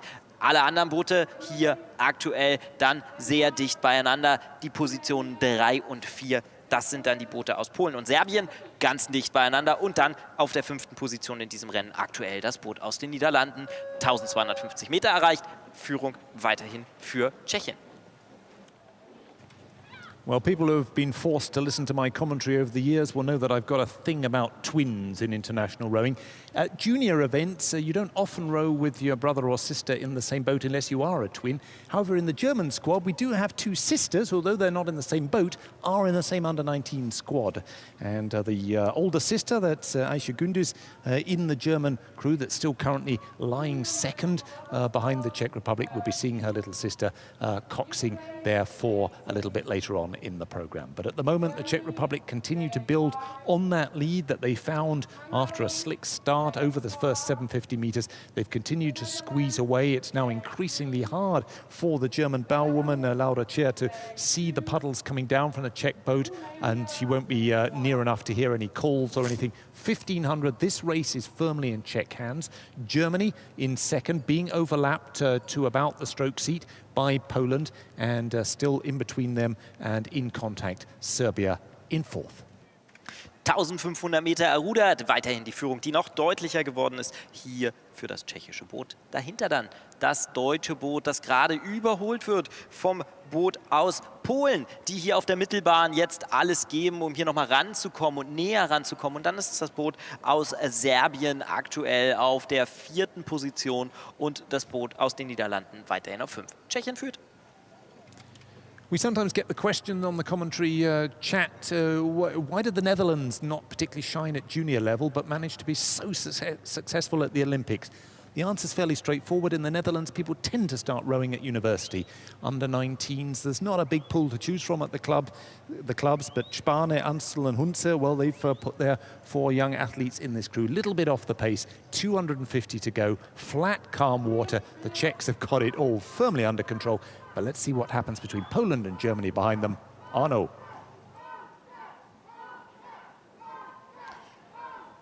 Yeah, so it's only the leading boat in this field, the quadruple sculls of the female juniors here. Only the leading boat will go directly into the A final, and this position is now in the moment for the Czech Republic, and as we just only have 50 meters to go, it seems to be very clear it will be the Czech Republic first be in the final of this boat class. Second position now for the boat in the middle, which is the crew from Poland, and third position here on the outer lane, the boat from Germany.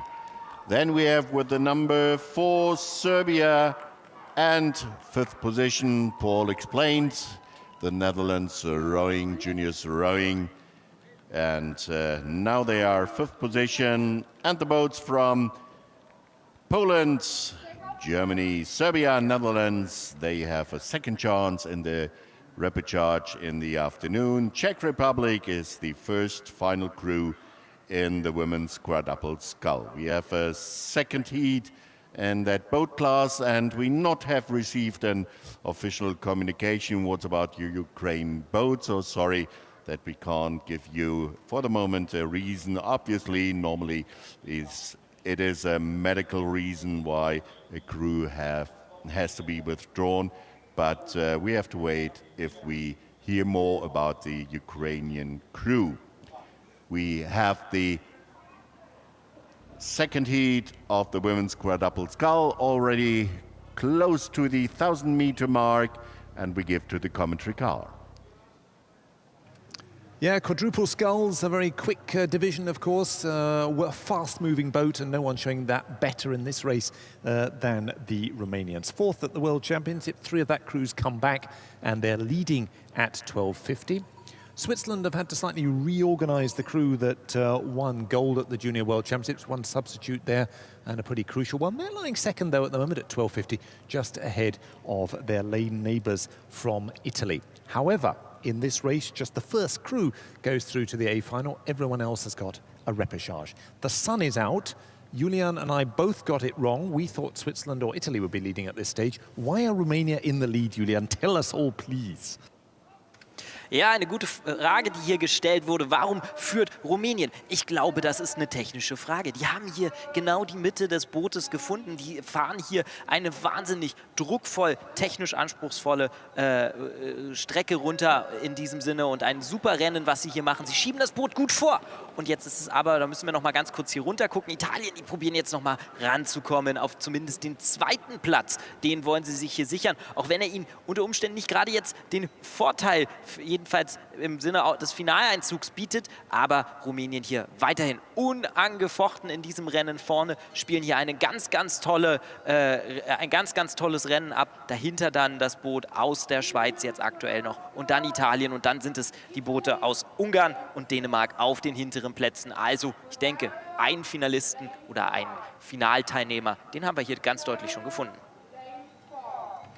Well, Italy, the only one of these 3 quadruple sculls without any changes since the World Championships. They're exactly the lineup that won silver there. They're slipping back into 3rd now after a bold push that had taken them past Switzerland temporarily. But Romania still reaching out at the head of the field. And as my colleague remarked, a technically very fine piece of rowing by them all the way down the course. They found that early lead, continued to squeeze, continued to build on it. The battle remains on, though, for at least the psychological upper hand between Switzerland and Italy. The tower would tell us what happened.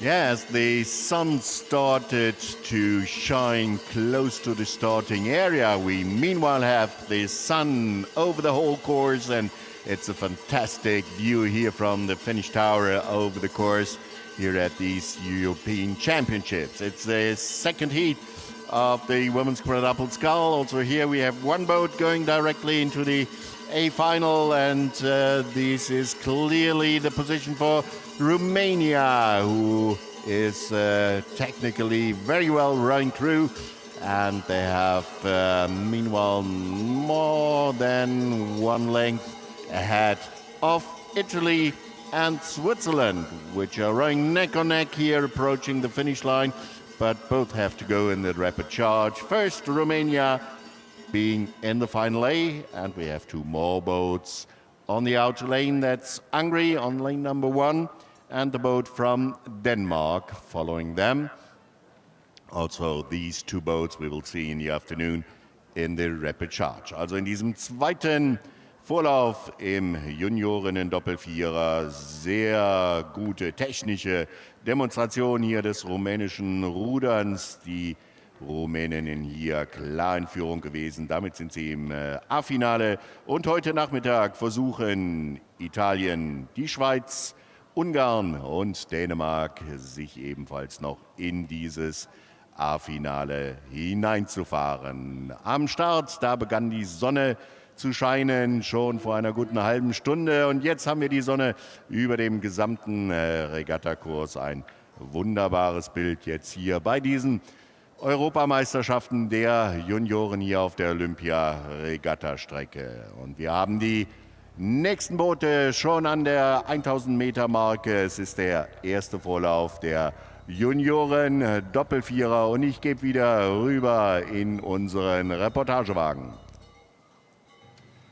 Yes, well, we're now moving into the second half of this heat of the men's quad sculls. Germany, good news for the home fans. They're in the lead at the moment, but only about 3/4 of a length up on their two closest rivals.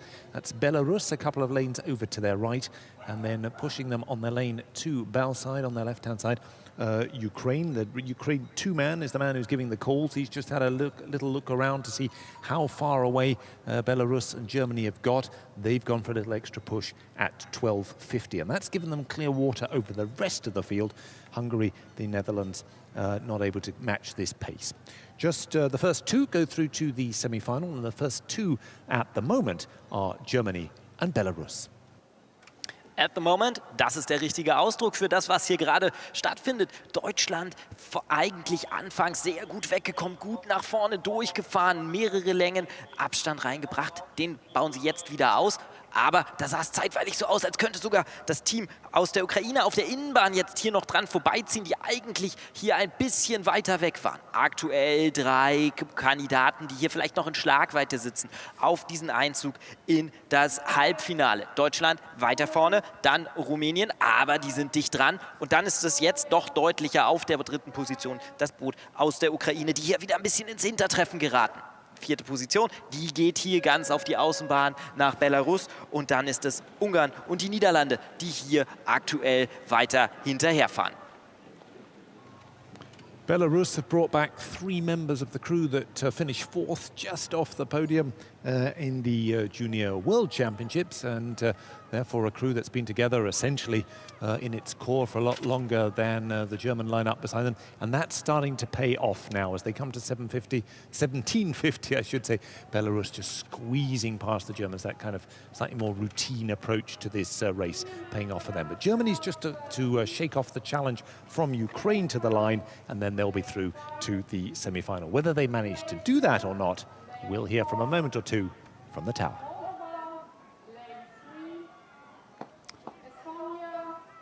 .200 meters to go in this first heat of the juniors quadruple scull. And it's the German crew who's now pushing with strong and quickly strokes, trying to get one of the 2 places who will qualify for the semi-final, but it's also the crew from Belarus defeating them and also pushing here at the end spurt.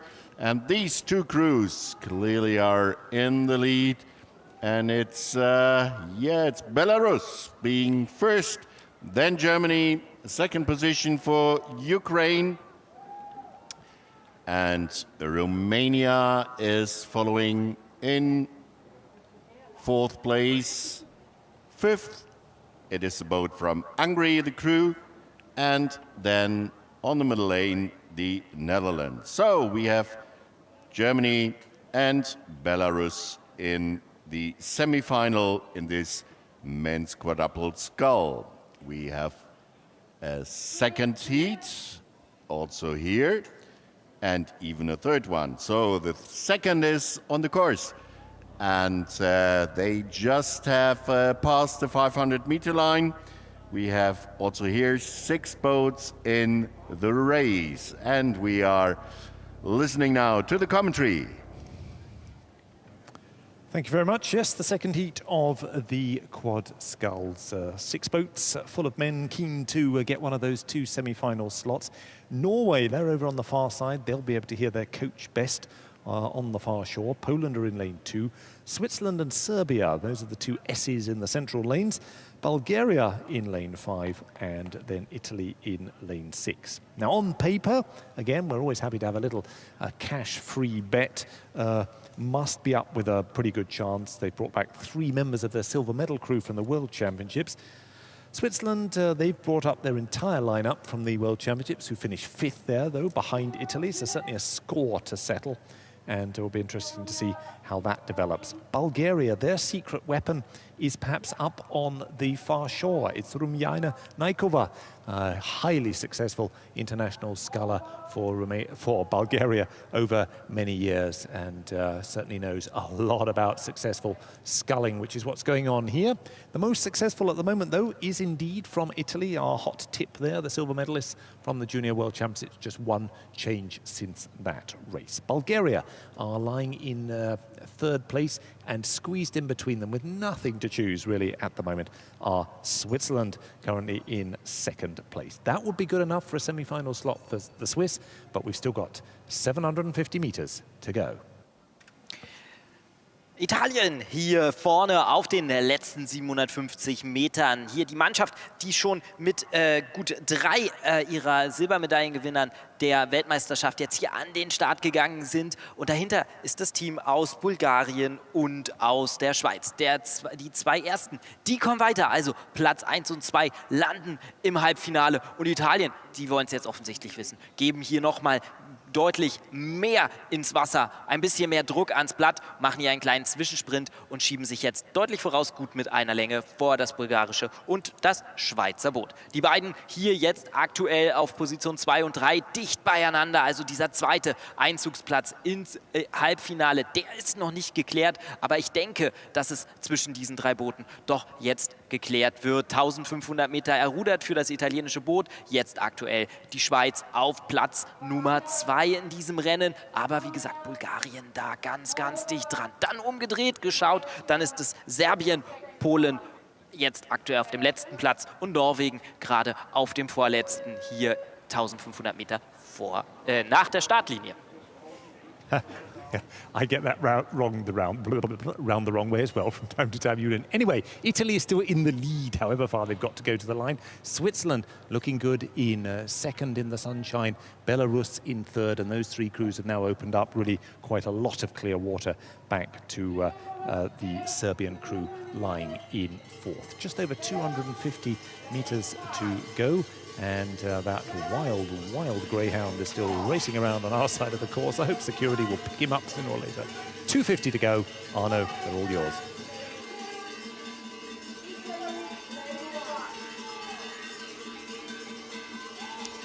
And as we have a boat from Switzerland in the field, which is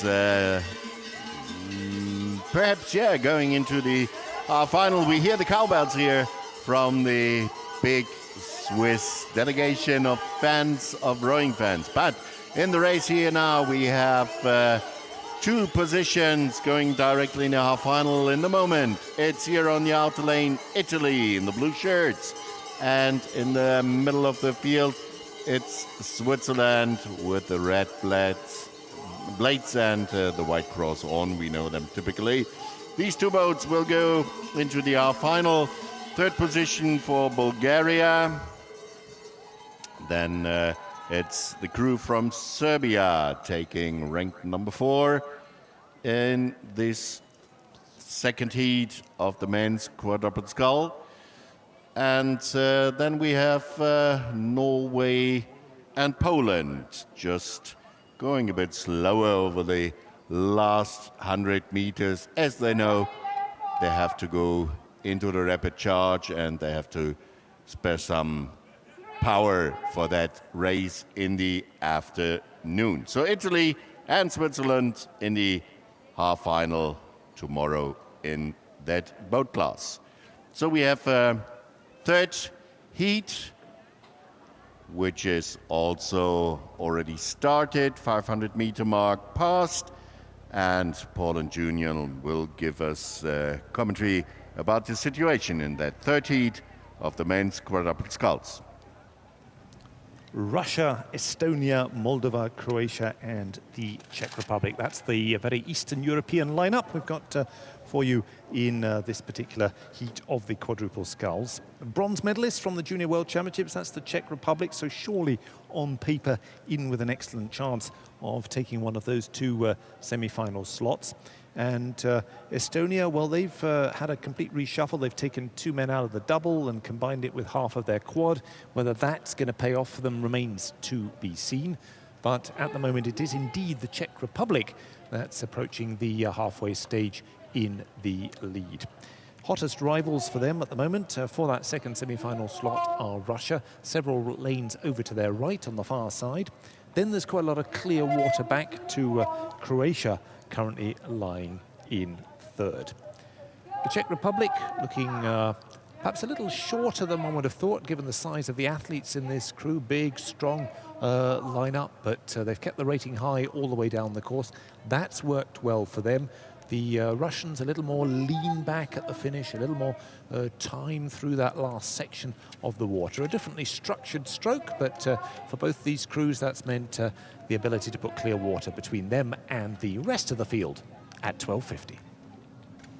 Aktuelle Führung in diesem dritten Lauf dieses Junioren-Doppelvierers. Aktuell hier 1250 Meter errudert.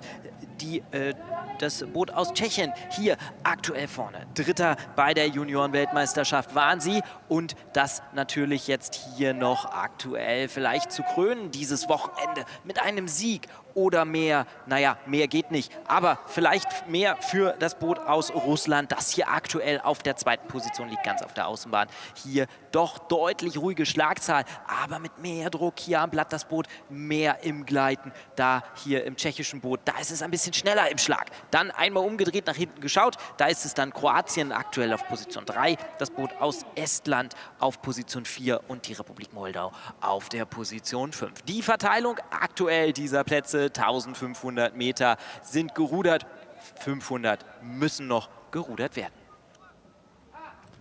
We're now moving into the last quarter of this course, and I hope that with the sunshine now out, as was promised by the organising committee, we're getting lots of good shots from the various camera positions. We've got the luxury of a whole series of different ones here in Munich on the Olympic course. The flags of the nations fluttering in the gentle breeze down in the finishing area. And these are the kind of conditions we look forward, of course, to seeing next year at the full European Championships of the elites as part of that broader European Championship program across various sports disciplines coming to Munich next year. But at the moment, all eyes are on the course and on the Czech Republic and Russia. They've got 250 meters to go in this heat of the men's quad sculls, and they're almost now at the tower. Yeah, quite high stroke rate in the boat from the Czech Republic. Quite short in the stroke, but very effective. They are in the lead here clearly, and they will go on to the final of this boat class. And also the Russians on the other side of the course, they will follow them into the semi-final. Clear water between these two boats and the rest of the field, which is led by the Croatian crew. Then in the red boat, that's a crew from Estonia, and in the middle, that is Moldavia. These three crews will start in the rapid charge in the afternoon. Czech Republic and Russia clearly in the semi-final. So for this morning program of the first day here of the European Juniors Championships in Munich, we have 3 races left. And these are the heats of the 8. And the first race, which is a preliminary race, so not for qualifying, just for the lanes, that will be in the women's 8. We have 5 crews, and as far as I can see here from the finish tower, they have already started. So back to the commentaries, please. Well, that's absolutely correct. These 8s have indeed started, and as Arno Bös in the tower just said, it's a preliminary race, so a race for lanes in one sense, but also to get that first race out of the way, perhaps get rid of a bit of the nervousness that one may be feeling, but of course to make sure everyone gets at least 2 races this weekend. Another round of happy birthday, in this case some Geburtstag viel Glück. I think in the 6th seat in the German crew, Franka Marleen Lauter. We'll see in about 1,500 meters time whether she's given herself an early birthday present.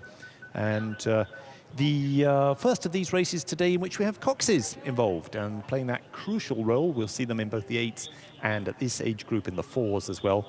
And we'll have a number of comments about the choice of coxes. All the women's 8s have chosen to have women's coxes. Some of the men's 8s have chosen to have women coxes. Read into that what you will. But anyway, you're nowadays allowed to choose. And the women's 8s that are on the course at the moment, all being not only steered, but of course coached, and the strategy turned into race action by the smallest members of the crew back in the stern, sometimes also the youngest member of the crew. 2 of them just 15 years old in the Czech Republic and Belarus. Well, which cox is nearest to the finishing line is also the answer to which bowwoman is nearest to the finishing line. Belarus, the first to show as they approach the halfway stage. They're about 6 or 7 women up on the Romanian, several lanes to their left. And the Belarus cox, of course, will be keeping a close eye on the Romanians for any push. Just down on those 2, we have the 2 crews in the center lane, pretty well level pegging. That's the Czech Republic and Germany. And Italy struggling a little bit at the moment to get back in the picture. Halfway stage, and the Belarus cox is now level with the Romanian 2 and 3 women. Bahnverteilungsrennen, das fahren wir hier gerade. 1000 Meter noch zu rudern. Jetzt hier auf der Hälfte der Strecke das Boot aus Belarus. Hier vorne die erste Position in diesem Rennen. Gut eine halbe Länge Abstand haben sie hier auf das rumänische Boot. Da sitzt viel Erfahrung drin, aber wir haben es ja vorhin schon mal angesprochen, hier steckt natürlich auch wieder der psychologische Faktor. Will ich alles schon zeigen? Will ich hier schon Gas geben, mich verausgaben? Oder nehme ich das als kleines Warm-up für dann die entsprechenden großen Finalrennen, die aber erst morgen, am morgigen Sonntag hier stattfinden. Schöne Bilder, schöne Sonne hier auf der Strecke gerade. Rumänien jetzt aktuell Position 2 weiterhin, 1250 Meter fast errudert. Dann der 3. Platz hier in diesem Rennen aktuell für das Boot aus Tschechien, die hier nochmal gewechselt haben, in Anführungszeichen, nämlich dann nochmal das deutsche Boot, was hier lange auf dem 3. Platz lag, überholt haben. Deutschland damit jetzt auf der 4. Position in diesem Rennen und ganz außen auf der Außenbahn das Boot aus Italien, hier schon ein Stückchen weiter zurück. Gut 1,5 Längen sind es hier, was das italienische Boot von dem weiterhin führenden Boot aus Belarus trennen.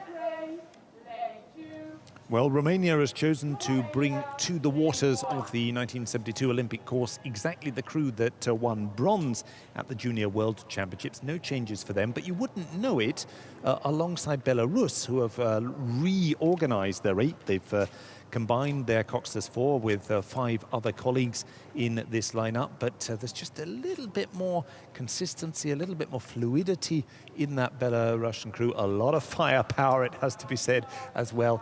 And at 1500, that's now put the Belarus cox Kristina Ivanova up beyond the Romanian bows. That's the first little hint of clear water for her, and she'll be calling probably for another little extra squeeze at 1500 to get this really settled, wrapped up, and make it clear to the other crews who wants the gold medal come tomorrow. Romania tanking along consistently behind them. Their cox is now up alongside the Czech canvas, so about 3/4 of a length advantage or more for them over the Czech Republic. The Czech Republic in turn, their 7 and stroke women are about level with the German bow woman, so that's starting to open up a bit as well to half a length. In the lead, though, now as we move down towards 1750, it's still Belarus ahead of Romania. And I think probably time for a word or two in German to hear how the women's 8's getting on. Ja, und da wird es jetzt nochmal 250 Meter vor dem Ziel doch etwas dünner für das deutsche Boot. Sie sind noch weiter nach hinten gerutscht. Jetzt hier ganz klar auf dem 4. Platz, aber unangefochten hier das Boot aus Belarus, dann das rumänische Boot und das Boot aus Tschechien, dann Deutschland und dann Italien. Aber da ändert sich vielleicht noch was auf den hinteren Plätzen. Aber fantastisches Rennen hier der belarussischen Crew. And in this race for lanes in the women's 8, the crew from Belarus has outer lane. Tomorrow, I'm quite sure, in the final, they will row in the middle because they are leading that race clearly. Second position for Romania, and then the Czech Republic, Italy on the lane number 1, and in the yellow boat, the crew from Germany. And we will see all 5 tomorrow in the final, but they will start in another order in the lanes. But also the men's 8 are on the course. We have the first heat of the men's 8 rowing already at the 1,000-meter mark, so quickly going to the commentary. Russia, the Netherlands, Hungary, Germany and Norway. 2 A final places to be had. Those are the 5 crews fighting it out for them. The Netherlands and Germany have both chosen to have their men's 8s coxed by women. See what difference that may possibly make. Russia has returned with what is essentially their bronze medal 8 from the Junior World Championships. And Hungary has kept their crew together, their rather less successful crew together from the World Championships as well. Will that pay dividends in terms of consistency and knowledge of each other's style? Well, at the moment, the answer is not really. Germany, with Emma Lauri Mena in the cox seat, reaching out at the head of the field. Great showing by them. Russia, well, they may have won bronze at world level, but they're struggling a little to match this German pace in the sandwich in between them. The Hungarians looking pretty good at the moment, but it's the first 2 only that go through to the A final. Deutschland hier in diesem ersten Männer-Achter-Rennen, also Junioren-Männer-Achter muss man ja so eher sagen. Hier vorne, 500 Meter sind es noch bis zur Ziellinie. Und das deutsche Boot hat sich hier von Anfang an nach vorne abgesetzt. Und die eigentlich in unseren Zetteln favorisierten Russen auf der Außenbahn, das russische Boot hier aktuell auf Platz 2 gefallen. Und hier weiterhin das deutsche Boot vorne. Beide jetzt am Absetzen. Gemeinsam mit dem Boot aus Ungarn, die auch hier mit ihrem World Championships 8 and 4. The Ukraine have really completely reorganized their squad and put everyone who looked right for the 8 in there from whatever boat they were in before. Italy and the Czech Republic, slightly darker horses, at least on paper. And the third of our birthday boys and girls on the water, it's Stefano Pinzoni, to whom we say tanti auguri a te, just short of the 1,000-meter mark. But not too much of a happy birthday for Italy at the moment. They're in 4th place. It's a close run thing, though. At the half-race stage, the Czech Republic about half a length up on the Romanians and Ukrainians. Nothing to choose between those 2 crews. And Italy still strongly overlapping both of them, and even still with an overlap on the leaders. The Czech Republic move into the second half of this 8th heat in the lead. Zweite Hälfte der Strecke, Tschechien hier vorne vor dem Boot aus Rumänien, die jetzt hier doch etwas deutlicher den 2. Platz für sich behaupten können. Denn das war hier nicht ganz klar zwischen der Ukraine und Rumänien. Die letzten 1.000 Meter, da war alles andere als geklärt, wer hier den 2. Platz für sich erfahren kann. Jetzt 1.250 Meter errudert für das Team aus Tschechien in wenigen Schlägen. Dann 2. Platz, weiterhin Rumänien. Italien jetzt hier offensichtlich am Zug. Was ist da los im ukrainischen Boot? Da lässt man jetzt wirklich locker, lässt sich zurückfallen und lässt offensichtlich das italienische Boot, das hier nochmal so eine Art Zwischensprint reinpackt, doch ziehen. Die ziehen jetzt an und versuchen, glaube ich, noch hier nach vorne zu kommen, zumindest auf den 2. Platz. Yeah, this is turning into another exciting race here. The Czech Republic, they've not really done anything to their rating all the way down the course. They've just sort of stayed constantly. The cox looking across to see what's going on. Barbara Selenkova, again, coxed by a woman in the lead. She's got to keep an eye particularly on the Romanians, but also a late push from Italy.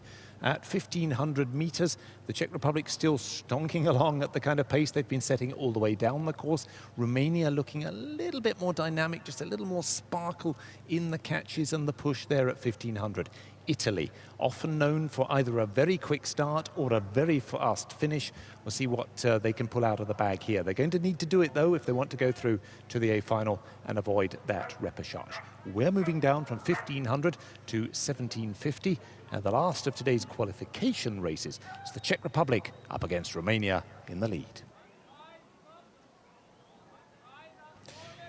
Ja, wir sind jetzt kurz vor der 1750 Meter Marke und die Tschechische Republik und Rumänien, das sieht im Moment nach den 2 Booten für den Einzug ins A-Finale dann aus. Italien hat noch intakte Chancen, müssen aber wirklich etwas Spektakuläres da aus dem Hut zaubern. Der Mann mit einem Zauberhut im Turm, der heißt Arno Bös. Ja, danke, aber Zaubern ist heute nicht angesagt, sondern Rudern, so schnell es irgendwie geht. Und hier kommt das letzte offizielle Vorrennen dieser Junioren-Europameisterschaften in den Zielraum hinein. Der Juniorenachter, auch hier 2 Mannschaften, die sich qualifizieren werden, direkt fürs A-Finale. Und das sind ganz offensichtlich die beiden Boote auf den Außenbahnen, nämlich oben Rumänien und hier unten in Rot und Weiß die Tschechische Republik. So last heat of this European Championships, and we have 2 boats who will go directly into the final A of the Juniors 8, and in that moment crossing the finish line it's Romania. And second position for Czech Republic. They will be in the A final directly. And Italy, who's now slowly going over the line, and also the Ukraine boat with a few lengths behind them. They will have a second charge in the repechage in the a second chance, sorry for that, a second chance in the repechage in that afternoon in this men's 8. On my plan there is another race, but this is more or less unofficial, that race, because we have done it for those who did not qualify for the national teams, but they are here to be ready to replace in case of illnesses or whatever could happen to a crew. So therefore we have a so-called spare race, and we have 5 scullers in that. And looking down the course, I see the umpire vessel going down there, and I also see 5 singles coming along the course. And we have 1 from Hungary, 2 from Norway, and 2 from Germany. And it's on the lane 1, John Loftsnes from Norway. Then lane 2, Marcel Ferenc-Tudor from Hungary. Then on lane 3, from Norway, Sebastian Meyer Rasmussen. And the 2 Germans are on 4 and 5. It's Nick Häusler and Ole Bartenbach. So these are the spare rowers of their national team, and giving them the experience here on the course, we have especially for them the spare race, which is just now at the 500-meter mark. So we'll let them row for a little while, and if they are coming here to the finish tower, I will just introduce them and tell you who is in the lead. Ja, wir haben noch ein weiteres Rennen jetzt hier auf der Strecke. Das ist das Rennen der Ersatzleute, also jener Ruderer, die es in diesem Jahr noch nicht so ganz geschafft haben, in die Nationalmannschaften ihres Landes jeweils hineinzukommen, hier bei diesen Junioren-Europameisterschaften. Wir haben 5 Sculler, die eben an der Startmarke oben am Startturm losgefahren sind. Das sind John Loftsnes aus Norwegen auf der Bahn 1, dann Marcel Ferenc-Tudor auf der Bahn 2 für Ungarn, Sebastian Meyer Rasmussen, ein weiterer Norweger in der Mitte des Feldes auf Bahn 3. Und dann haben wir aus Deutschland Nick Häusler und Ole Bartenbach. Sie fahren auf den Bahnen 4 und 5.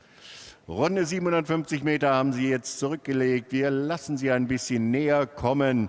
Dann können wir hier oben auch aus dem Zielturm erkennen, wer denn wo an welcher Position liegt. Und dann werden wir Sie natürlich nochmal hier vorstellen in diesem Rennen der Ersatzleute.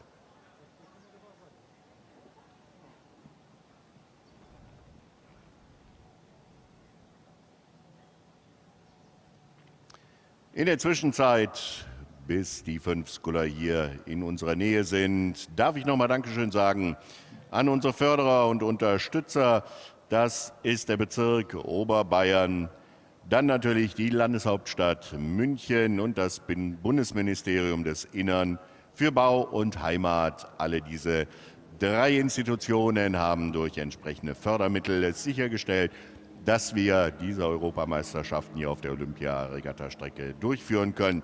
Und natürlich auch ein großes Dankeschön an die beiden Sponsoren M-Start, Digital Sport Solution für Regatta-Software und natürlich auch die Kreissparkasse München-Starnberg-Ebersberg, die ebenfalls hier einen großen Beitrag zu leistet zur Finanzierung dieser Europameisterschaften. Den Förderern und Sponsoren an dieser Stelle nochmal ein herzlicher Dank im Namen von Regatta München, dem Organisationskomitee, das hier seit vielen Jahren nun inzwischen auf der Olympia-Regatta-Strecke die Regatten ausrichtet.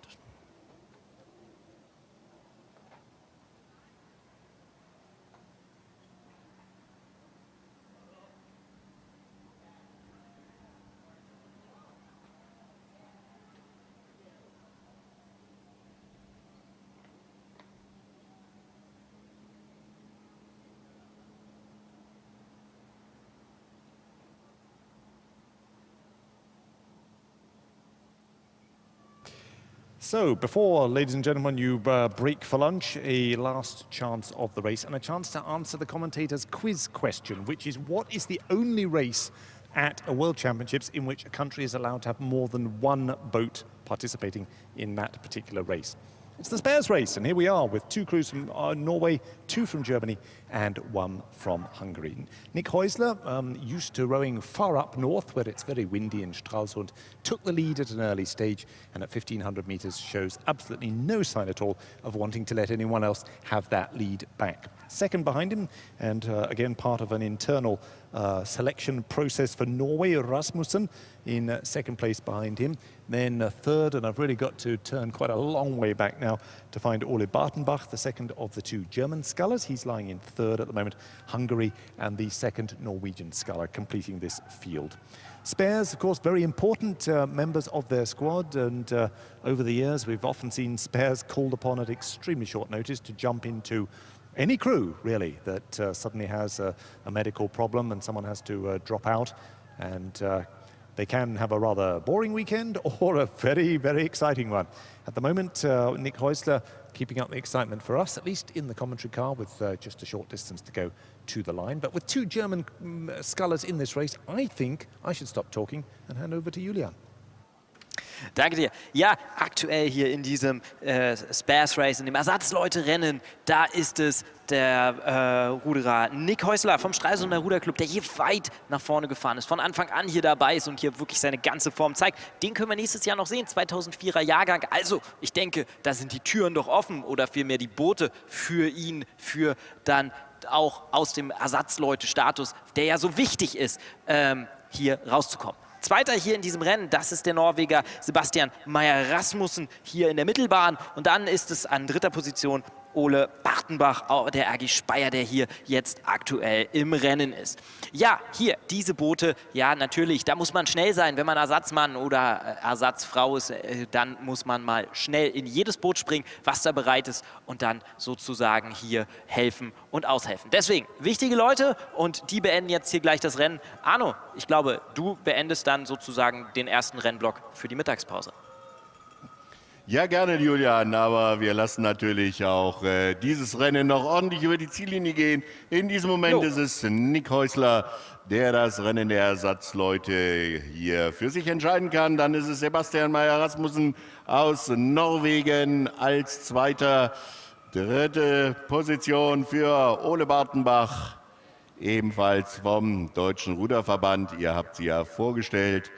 Und wir haben an 4. Stelle Marcel Ferenc-Tudor, für Ungarn rudernd.